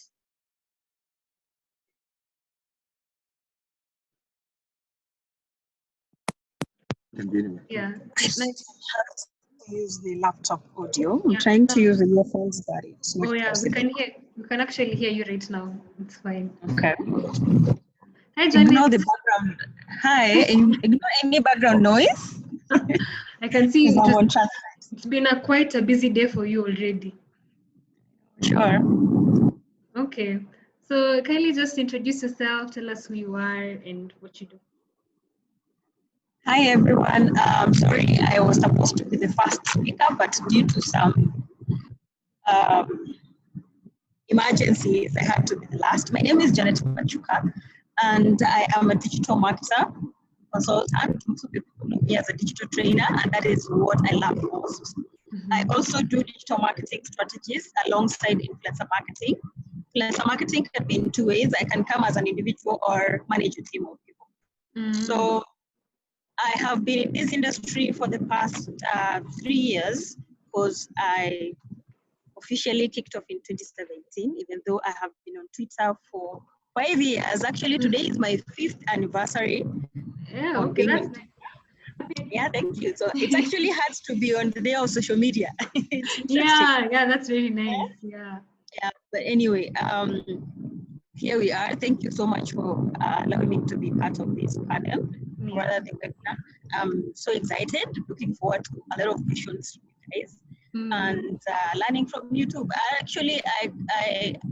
joined in when Faith was doing a presentation, and I like most of the points that she has mentioned. In one way or the other, I might repeat some of them because I didn't attend the first two speakers. So let's do this. Okay, thank you so much for joining us. Today has been a day of learning so much from the other speakers, and we're glad you could join us. So we'd just like to know, what does it take to be a digital marketer? Like for you, how did you actually become a digital marketer? First, you need you as a person, you as an individual. If not you, you need you as a company. It can be a partnership, it can be a company or a brand that you're introducing in the market. So be a digital marketer, first I said it needs you, it needs human effort, where there is somebody who has to be behind the brand. It needs you to package yourself in terms of the visuals, the reputation, the kind of brand guidelines you like to have, the kind of niche that you want to operate in, and most importantly, day-to-day learning and researching on how you're going to catch up with what is happening, what is changing, and what is trending. Yes. So it needs you. One thing I have to focus, it needs you as much as you need the content and everything. It needs you to be present. It needs you to be active. It needs you to learn and to share to what you're already learning or what you know. It needs you to focus on particular niches so that you can have a community that understands or that is attracted to your interests and you're attracted to their interests. Yes. So in this digital marketing field, are there any certifications that you personally have undertaken? Before I graduated from university, I'm a graduate of computer science, but I'm so honored that the fact that I realized that I have My degree actually includes digital marketing from university. Okay. But apart from that, before I realized that, I had already undertaken some certifications, but there are some I didn't finish. So at the same time, I felt like digital marketing is more of pushing yourself as a person.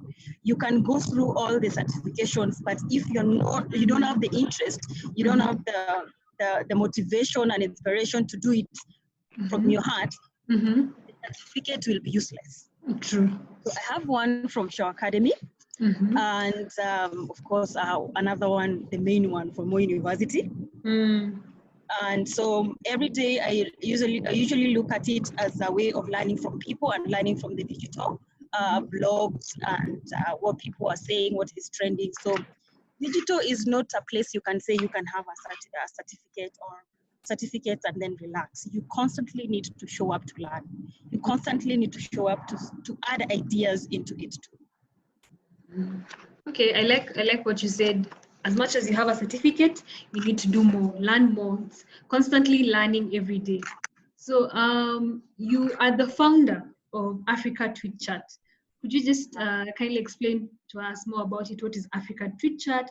What is the digital academy that you started? Share with us more on that. Wow, that is actually one of the best and interesting stories that I always love to tell. Okay. I remember being verified in 2017 November, and then 2 days later, they closed the verification. Of course, I can say I'm one of the lucky people. Yes, you are. Yes, you are. And so I was wondering what will make me be relevant, because when you're given an authority in terms of even the badge itself, the blue tick, it's like you've already reached a point where you are at the top. But maintaining to constantly let people know that you are there, you exist, you need to be realized that your brand is there, you need to be recognized now and then. You have to have something that will keep you relevant. Yeah. I remember I had already started WhatsApp learnings about digital marketing. I used to do a lot of daily trainings and discussions around digital marketing. I was trying to understand it too. And so when I got the chance to be an authority, now the verification actually itself gave me like a push to kick off what I had already thought about, a chat that will bring people together where we can discuss same interest topics about digital marketing, about content marketing, social media marketing, at the same time network with people, not only in Kenya, but outside. As from where I sit and from where I used to sit from that time before I could start Africa Tweet Chat, there was a lot of, there wasn't a lot of togetherness with the Kenyan influencers, Kenyan digital marketers on the digital platform, also Twitter. So I was trying to look for a space where I can feel I'm part of them. And so Africa Tweet Chat actually was born from a point where we needed to be together as Africans, not only as Kenyans, where we can help other countries, which actually the internet is less there, as it hasn't been connected well, where people still don't understand what is digital marketing, what is influencer marketing, where they haven't seen the reason to invest your time on social media in order to earn. So those are some of the things that made me think of starting Africa Tweet Chat. So it actually started with a tweet because I was like, okay, I don't know how I'm going to start. Just use the hashtag Africa Tweet Chat. Then I asked individuals, if you are from these countries, I wrote actually up to 23 countries. If you are from these countries and I need content creators and digital trainers, please DM me. Please recommend some of them if you know any. So from there, I took like 1 month to select individuals, because I didn't want to pick an individual just because they were recommended or they want to be part of whatever that I wanted to start. I took 1 month to reach out to each and every person. As I reached out and they accepted, I could add them into a WhatsApp group. From the WhatsApp group, now that's when you are like, okay, we took the whole of January in 2018 to prepare ourselves. ourselves, and then in February 2018, we launched Africa Tweet Chat. So the main, one of the reasons that have pushed me to constantly focus on Africa Tweet Chat and any other goal that we had around that is the fact that people are learning from it. I'm also growing my brand. I'm constantly live on Twitter, not really live on video, but I'm relevant. Yes. I can talk about something on digital. There's some people who have followed me because they know I will teach them or I will guide them about brand reputation, about digital marketing strategies. They can even consult, or they can refer me to do training for an institution or individuals. So at the same time, the people that, the individuals now, I call the experts, because at least all of them had already started doing this digital marketing in their various countries. So far, we are from at least 26 countries. Tony Wanaswa is one of them.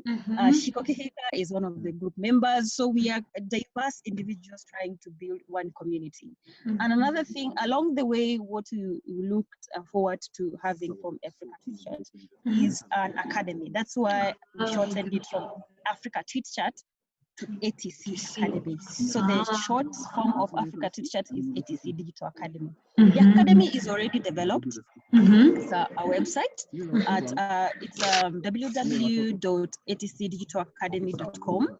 But what we haven't done is launching it officially, because there's some, when it comes to content development, planning, and uploading, it's a lot of work. And with this thing, there's some things that were cut short. We call it because the way we wanted to approach you, to some extent, we're still waiting and hoping all will go well after this COVID-19. So that's basically the journey of Africa Tweet Chat. So it's like my baby.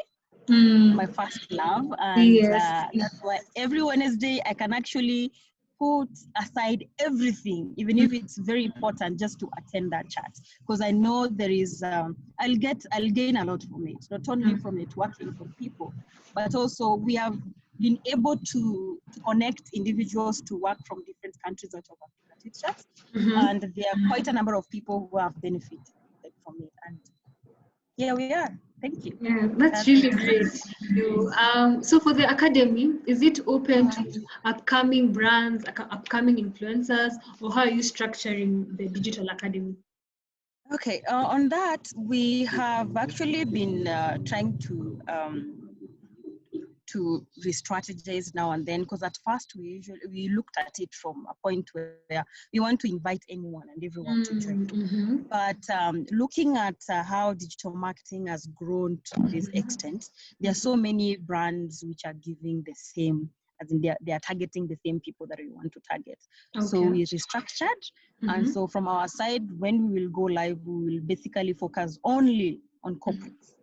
Because I feel like others have already been captured or have already been taken care of. So focusing on institutions, more so corporate, and schools will really be our major, like, sorry for the noise. It's okay, it's okay. Yes. Okay. So we thought if we do that, we can actually continue attracting and focusing on a particular client, other than trying to do everything where other people can have already done it and are doing it. So in the long run, Africa Tweet Chat will be there for everybody on Twitter. But for the academy, we'll have to single out on who to join and who to not join. Yes. Okay. And you've also worked with top brands. I mean, you've worked with Airtel, KTN, BBC, name them. Like, you've worked with really big brands. And so how have you contributed to their growth?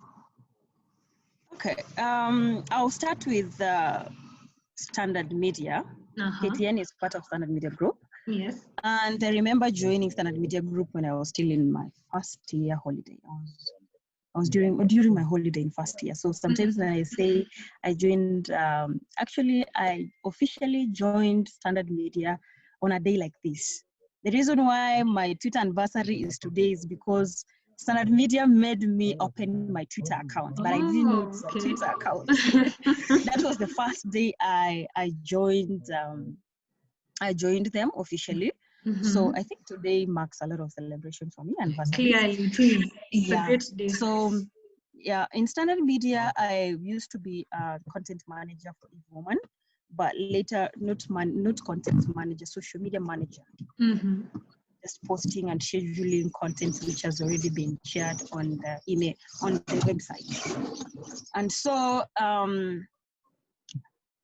after then, I started writing for Standard Media Digital and for Eve Woman, for Pulse. There was some time actually I wrote for Pulse, basically about digital marketing, brand reputation, and so.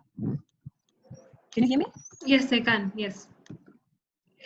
Okay, and so I can say, as much as it has been quite a number of years back, at least I left a mark. You can still check my articles on Standard Media. Janet Machuka, I used to have actually a byline. I used to write not only about digital marketing, but even relationships. But I'm way above that right now.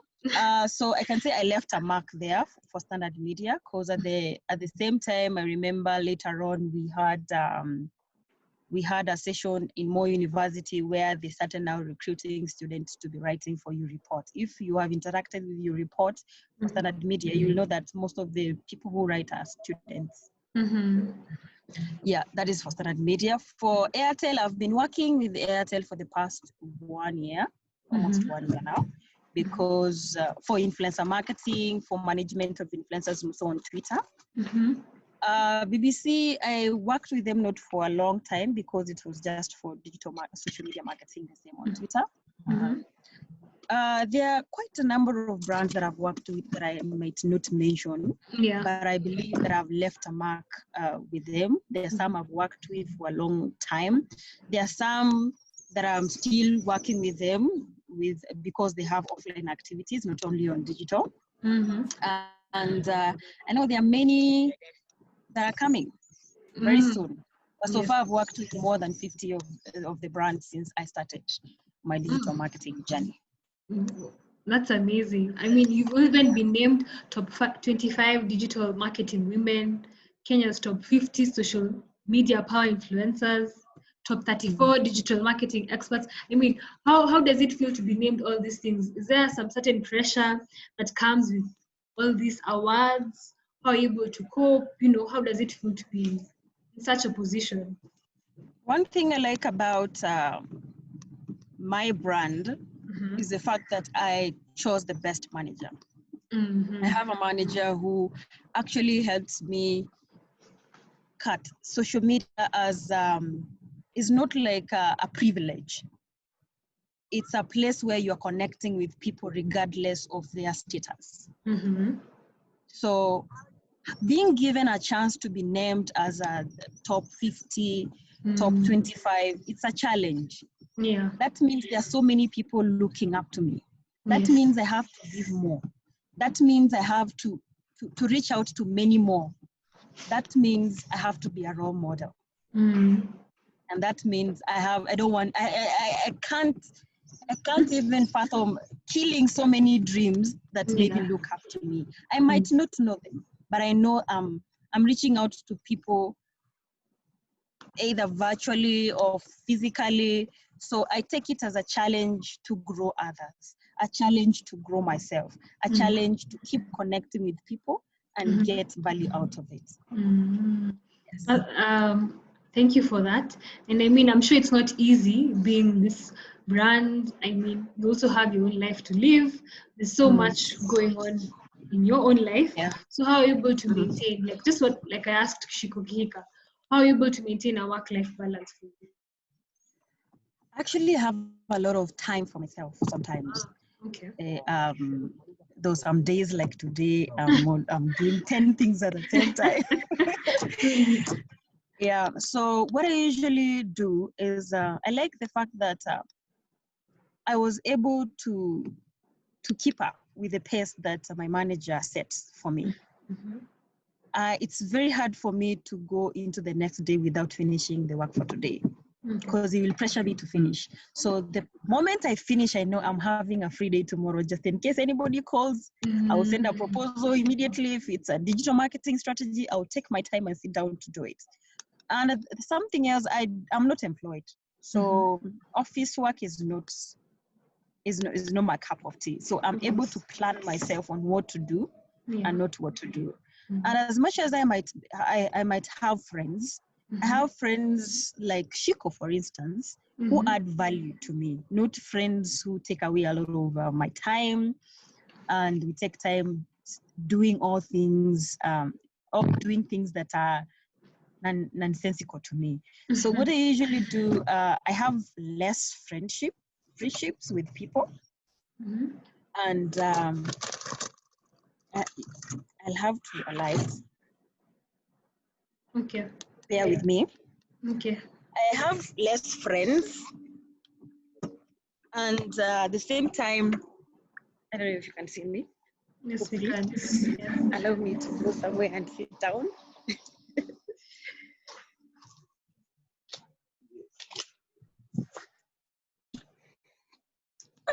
Yes, there we are. I have less friends.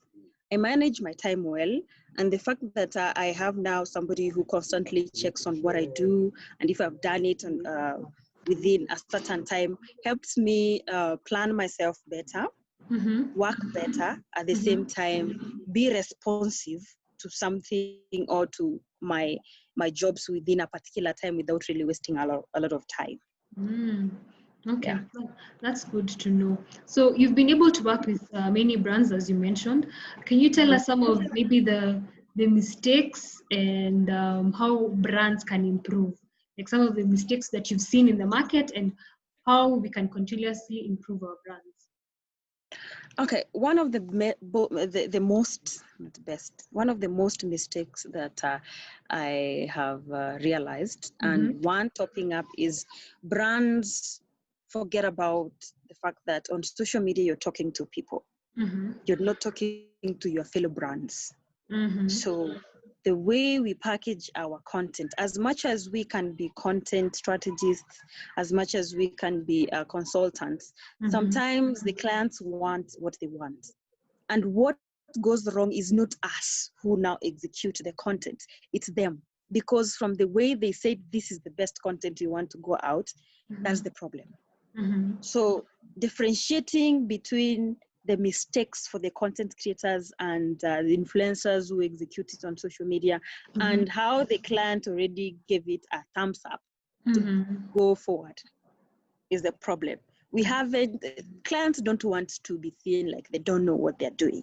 And at the same time, they want experts to help them share something on digital marketing.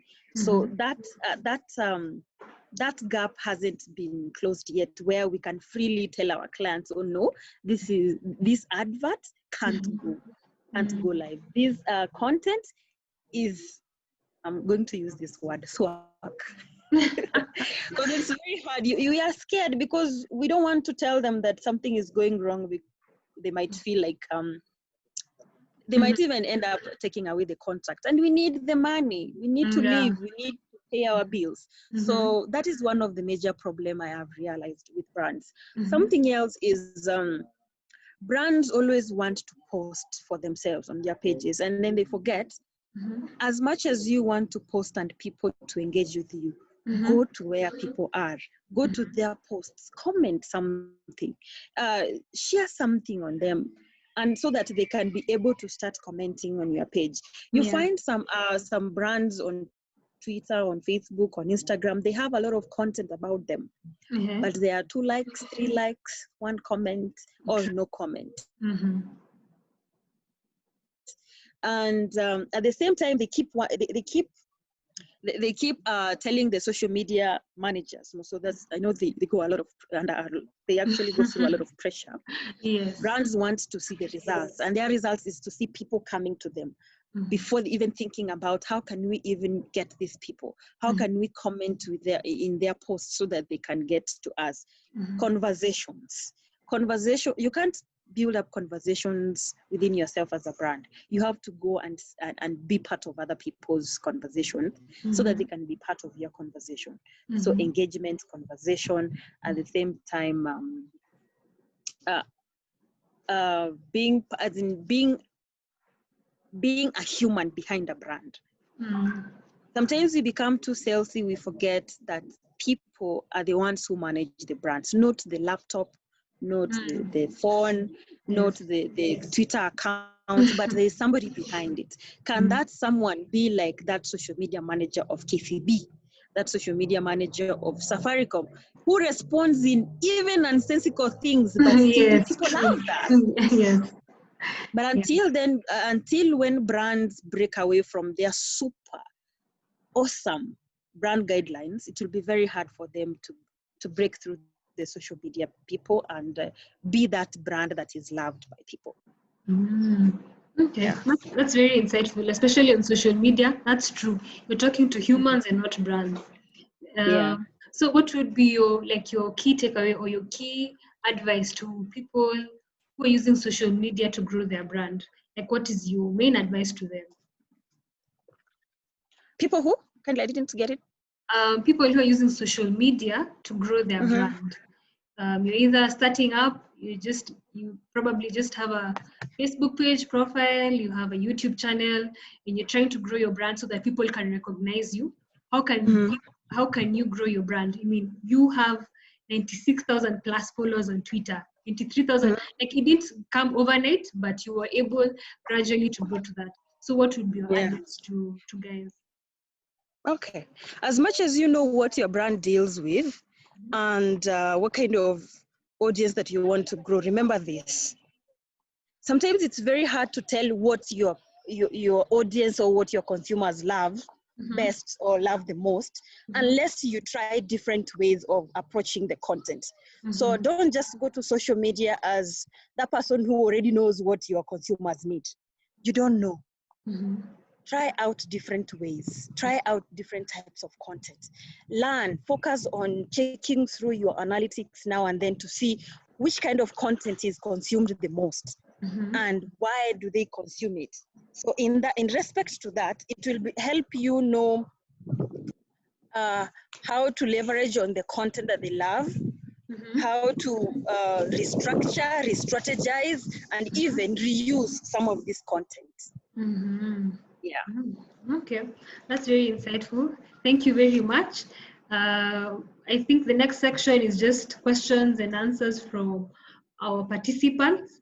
Thank you so much for your session, for the amazing insights, for you sharing about what you're doing, what you've been able to do. That's amazing. Thank you so much. I'm actually in the farm. Don't worry, I'm walking around in the farm. I'm doing a filming. So today is that day. Okay, that's fine. That's fine with us. So in case you have any questions, kindly just drop them on the chat section. I'll also be going through the questions that you guys had asked on the Google form, and our panelists will be here to answer these questions. So in case you have any question, this is the time now to just drop them on the chat section, and you'll be assisted by our amazing speakers.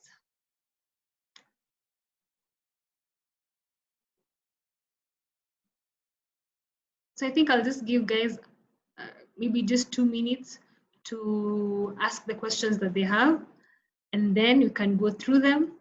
We have Janet, Faith, and Shiko here with us. They'll be here to answer any questions that you guys might have. And even amongst the audience, if you are a social media strategist, if you're a digital media strategist, and you feel like there's something that you could share with us, please do share it with us on the comment section. If you'd like to speak, please do that.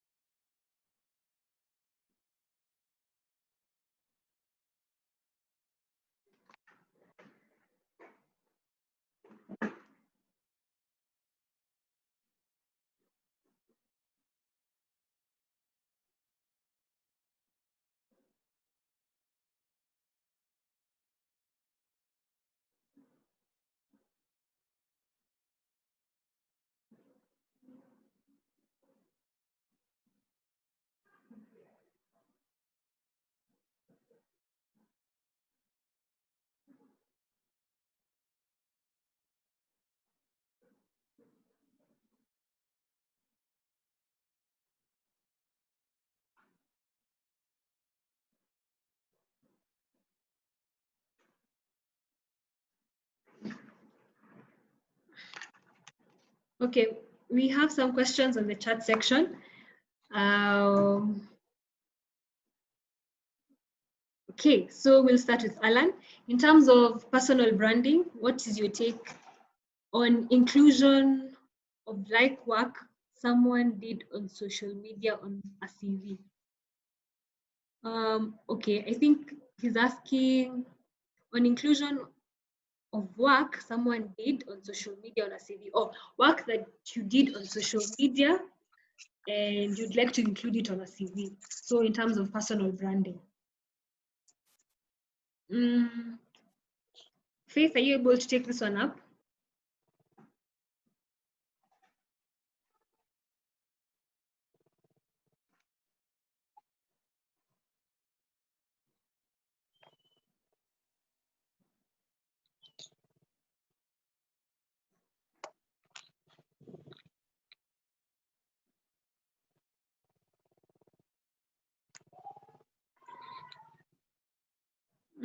Okay, Faith is not here with us.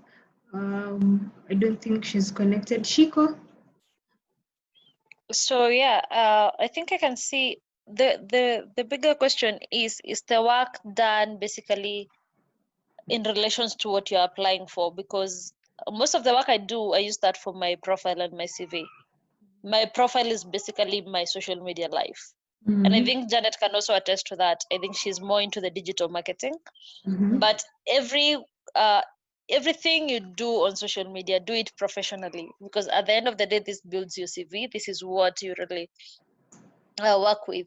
How did I do a campaign with let's say who I'm trying to think of, the with Kenya Human Rights Commission. I had to put a profile of all the work I've done on human rights, and especially on social media. Yeah, so whatever you do is actually important, and it actually also can sort of enrich your CV. Okay, thank you so much for sharing that. Someone else. Okay, I really wanted to hear from Madam Janet Machuka. Ever since last year, I wanted to ask what are some of the baby steps one should take when beginning digital marketing. Janet, this one is for you. Okay, that's good. So one, I'm trying to, I'm sorry, I might not go live on video because I'm trying to preserve the laptop battery. Okay. One, the best way to go around that is find communities which have the same interest as what you want to build on. For instance, you have a lot of Twitter chats that you can leverage on. Actually, Twitter chats, people tend to have different people networking week in, week out. And so by being a consistent member, it can help you grow, not only knowledge-wise, but also in terms of following, and in terms of, it will also help you elevate yourself amongst some experts. Because imagine if an expert can retweet and like or comment or engage with your posts once in a week or twice or thrice in a week, that will give you a chance, that will give your content a chance to be seen more. So it is easy to grow through that. Something else you can focus on is being part of webinars, the way some of you are attending this one for today, and then ask questions. Sometimes request to introduce yourself. Maybe because today we didn't have enough time. I've seen cases where people are given a chance to introduce themselves through videos, and then they go ahead and ask the questions. So you can leverage on that too. And then something else is, one of the things that I've seen most of the people do is they try to be part of the team, the people influencer. If you want to be an influencer, you always want to be part of the influencers doing a certain job that you feel like you are, it is relevant with you, and you want to engage or grow audience alongside that. You can do it for free, because in this business, or more so the digital marketing, it needs you to push yourself. Okay, thank you for that, Janet. I think, yeah, for sure, what you just said about introductions, that would be something good as well. So we have another question here. Do we have a specific space for digital marketing or social media where we can learn and unlearn certain things like PRSK, stroke MSK, or we all fall under marketing? No, we don't all fall under marketing. There are different clusters of the digital platforms. That is why I think Antony spoke about, what's it? Yeah, he spoke about media buying, there's media planning. It depends on what you want to plug in, and it depends with what approach you want to take. There is an essence of media planning that you would want to plug in, then you go into media planning. So digital space is quite huge. It's like a whole department. So it has layers and levels. So you pick what you want. Like I said, I would say Janet right now is more of a digital marketer than I am. Because from where I sit, I'm doing digital human rights. From where she sits, she's more involved with corporates every day. For me, digital marketing is only a component because I'm still working with Jumia Kenya. Otherwise, it's a huge field. And for you, do we have places where you can learn this? I mentioned that Google can be your best teacher. Google has all these tools, and most of these courses are free. So you can take them within your time, and they actually certify people after doing the exams. So there are Facebook courses also, but Facebook courses are paid, and they are a bit costly because per certificate is around 15,000 or 13,000. So it's up to you to pick what you'd want, and it's up to you to also research more and understand the field that you want to go into. Okay. I hope that answers your question, Immaculate. The next question we have is from Manoti. Most people like uniformity such that you post one thing on Facebook, then on Twitter and Instagram. How is that effective in terms of influencing and digital marketing? Oh, basically posting one thing throughout all social media. Yeah. Okay. I think it's also it's important because it brings about uniformity, but at the same time you need to understand how different audience digest different messages differently. I would post a similar thing on all social media platforms, but tweak it a bit. What do I mean? On Twitter, I'll be comfortable putting out something and saying in complete English and putting it in a way that everybody understands. On Facebook, I have a diverse audience, which most of them don't appreciate you being very formal. So if you want to engage with people, you need to look at how different audience respond to different means of communication. Like a good example is, let's say I was going to talk about, I'll just talk about what I know I'm supposed to talk about today, but the impeachments that are going on with MCAs wanting to impeach governors. For Twitter, it's very easy for me to say, Nakuru County MCAs are looking at impeaching Governor Lee Kinyanjui, but it might not be possible because of ABCD.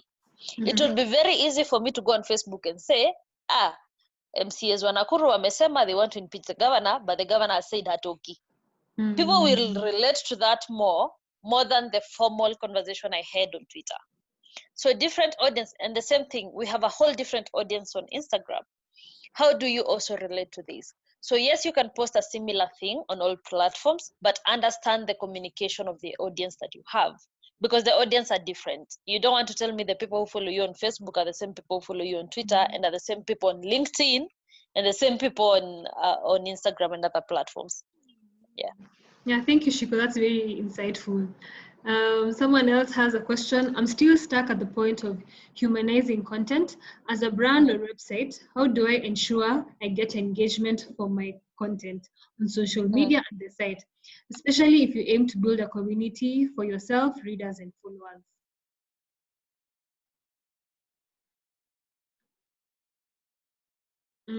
Faith, you can take this up.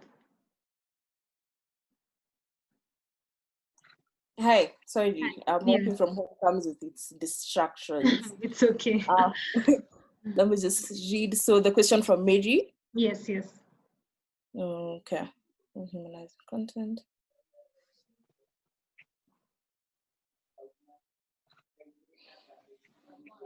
Okay. I think also just something I think it goes, I would respond the same as Shiko. You need to make your content relevant on every platform, because just as she said, there are different people on the different platforms that you wish to gain a following on. So you need to be relevant to the different audiences. You can't communicate the same way to everyone. So you also need to, I think you also need to do some research, gain a better understanding of who exactly are your followers on the different platforms and know how best to communicate with them. In regards to building a community, again, I'd say research, understand your audience better so as to best know how to engage them on the different platforms, and also know what exactly are they looking for, what exactly are you providing. I'd look at it as, again, supply and demand. So what information or what content do they want to see, and how exactly can we facilitate this for them? Yes, to the best of my ability, that's what I can say. Okay, thank you, Faith. Mary, I hope your question was answered. Mabuka Peter would like to ask a question on video, on audio, so I'll just like to ask him to unmute. Okay, thank you. My name is Mabuka. Yes. I had asked a question on Google Form, but I'll just go on it via audio. I have 3 questions. Number 1 is that what are the legal challenges do you face as on the digital marketing platform? And then number 2, how often do you involve legal experts in addressing those issues? And then lastly, with the increasing numbers of cybersecurity issues or online frauds and scam, what is the future of digital marketing? That's all. Thank you.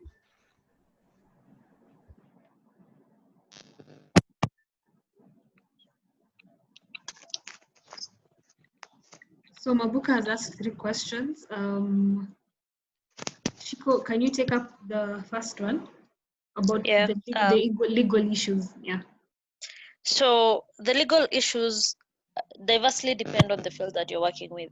You're working in. As a human rights defender, it's so normal to face legal challenges every day, literally. Why? Because there's information you'll put out there, no matter how truthful it is, someone has a right to challenge it if it does not sit well with them. So how often do we engage legal experts or legal advisors? Every single day of our lives. Because I think from simple things like contracts, that is where legalities start. And even when you're doing digital marketing, the moment you sign a contract with Shiko or any other person, one, that is a legal way of going through it. That means you have a legal binding contract. When it comes to our work, everything we do is based on the law. So for most of the things we do, we need a lot of expertise from the legal firms, our lawyers. And like for me, my board member has 2 lawyers. So I know I have people I can always go to when I need to address certain issues that I know would not sit well.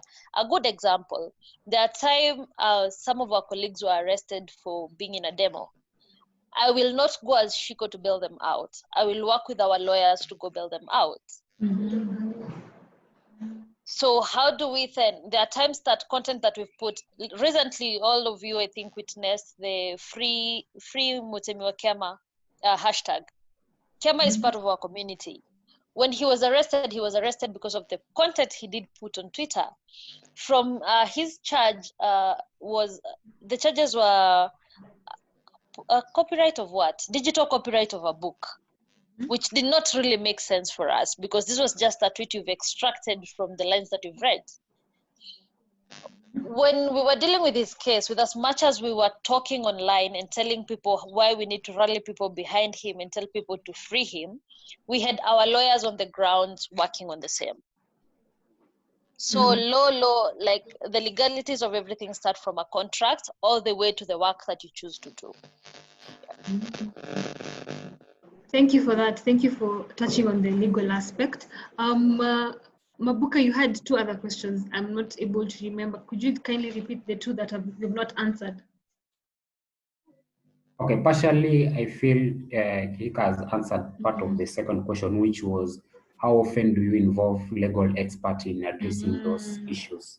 So I see that she has said that in their board they have at least 2 lawyers who always, so at least it is right from the beginning. And then the last question was about with the increased rate of cyber frauds and scams, what is the future of digital marketing? Okay.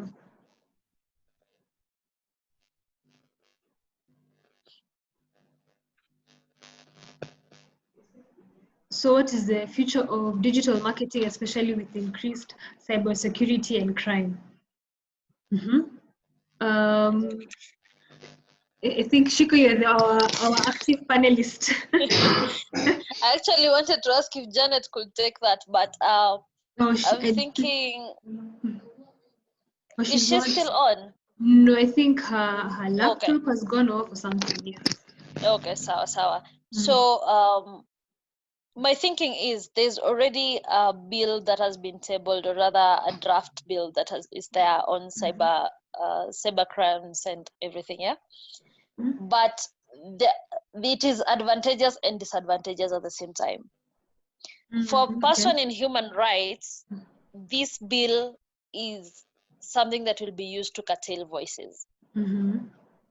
But will it help us in terms of controlling the hacking that is happening, the bullying that is happening?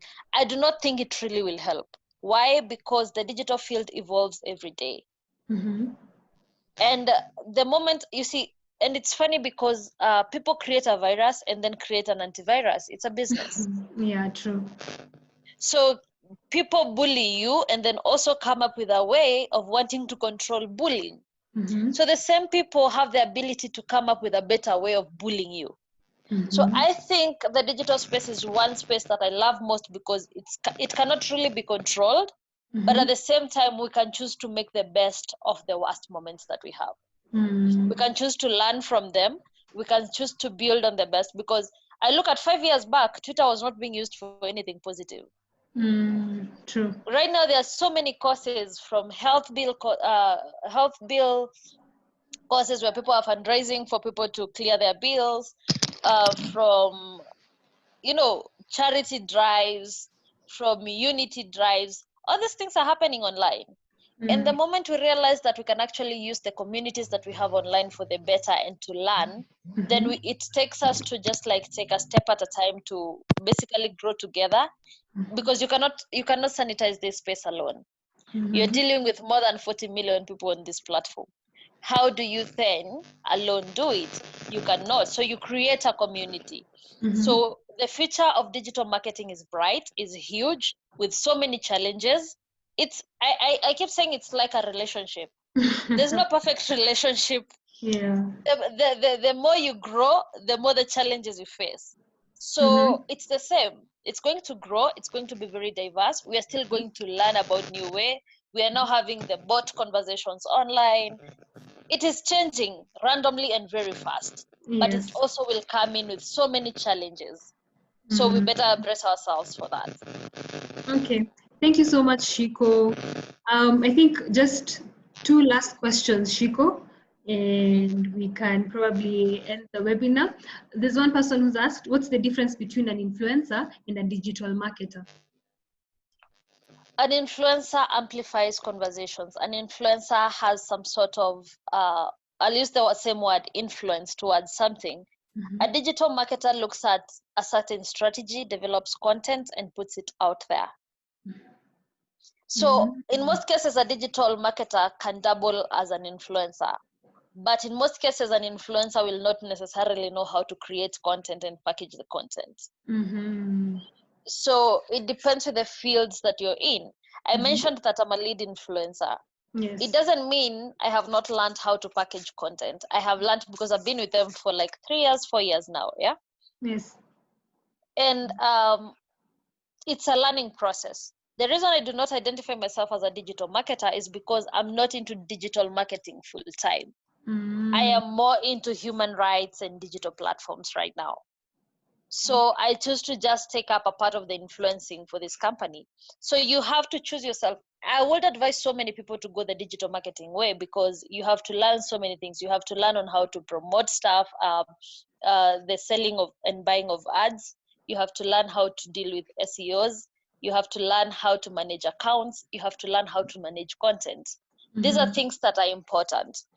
So I think that is, I don't know if I've answered that clearly. I wish Janet was here, but I majorly feel like the difference is just a thin line in between.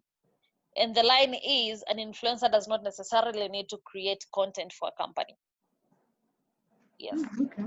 Thank you so much for that. I think you've also been able to answer questions on the Google form, because I think they were just repeated, some of them. So at first, I think we've come to the end of our webinar. I'd like to thank you all for joining us today in a special way.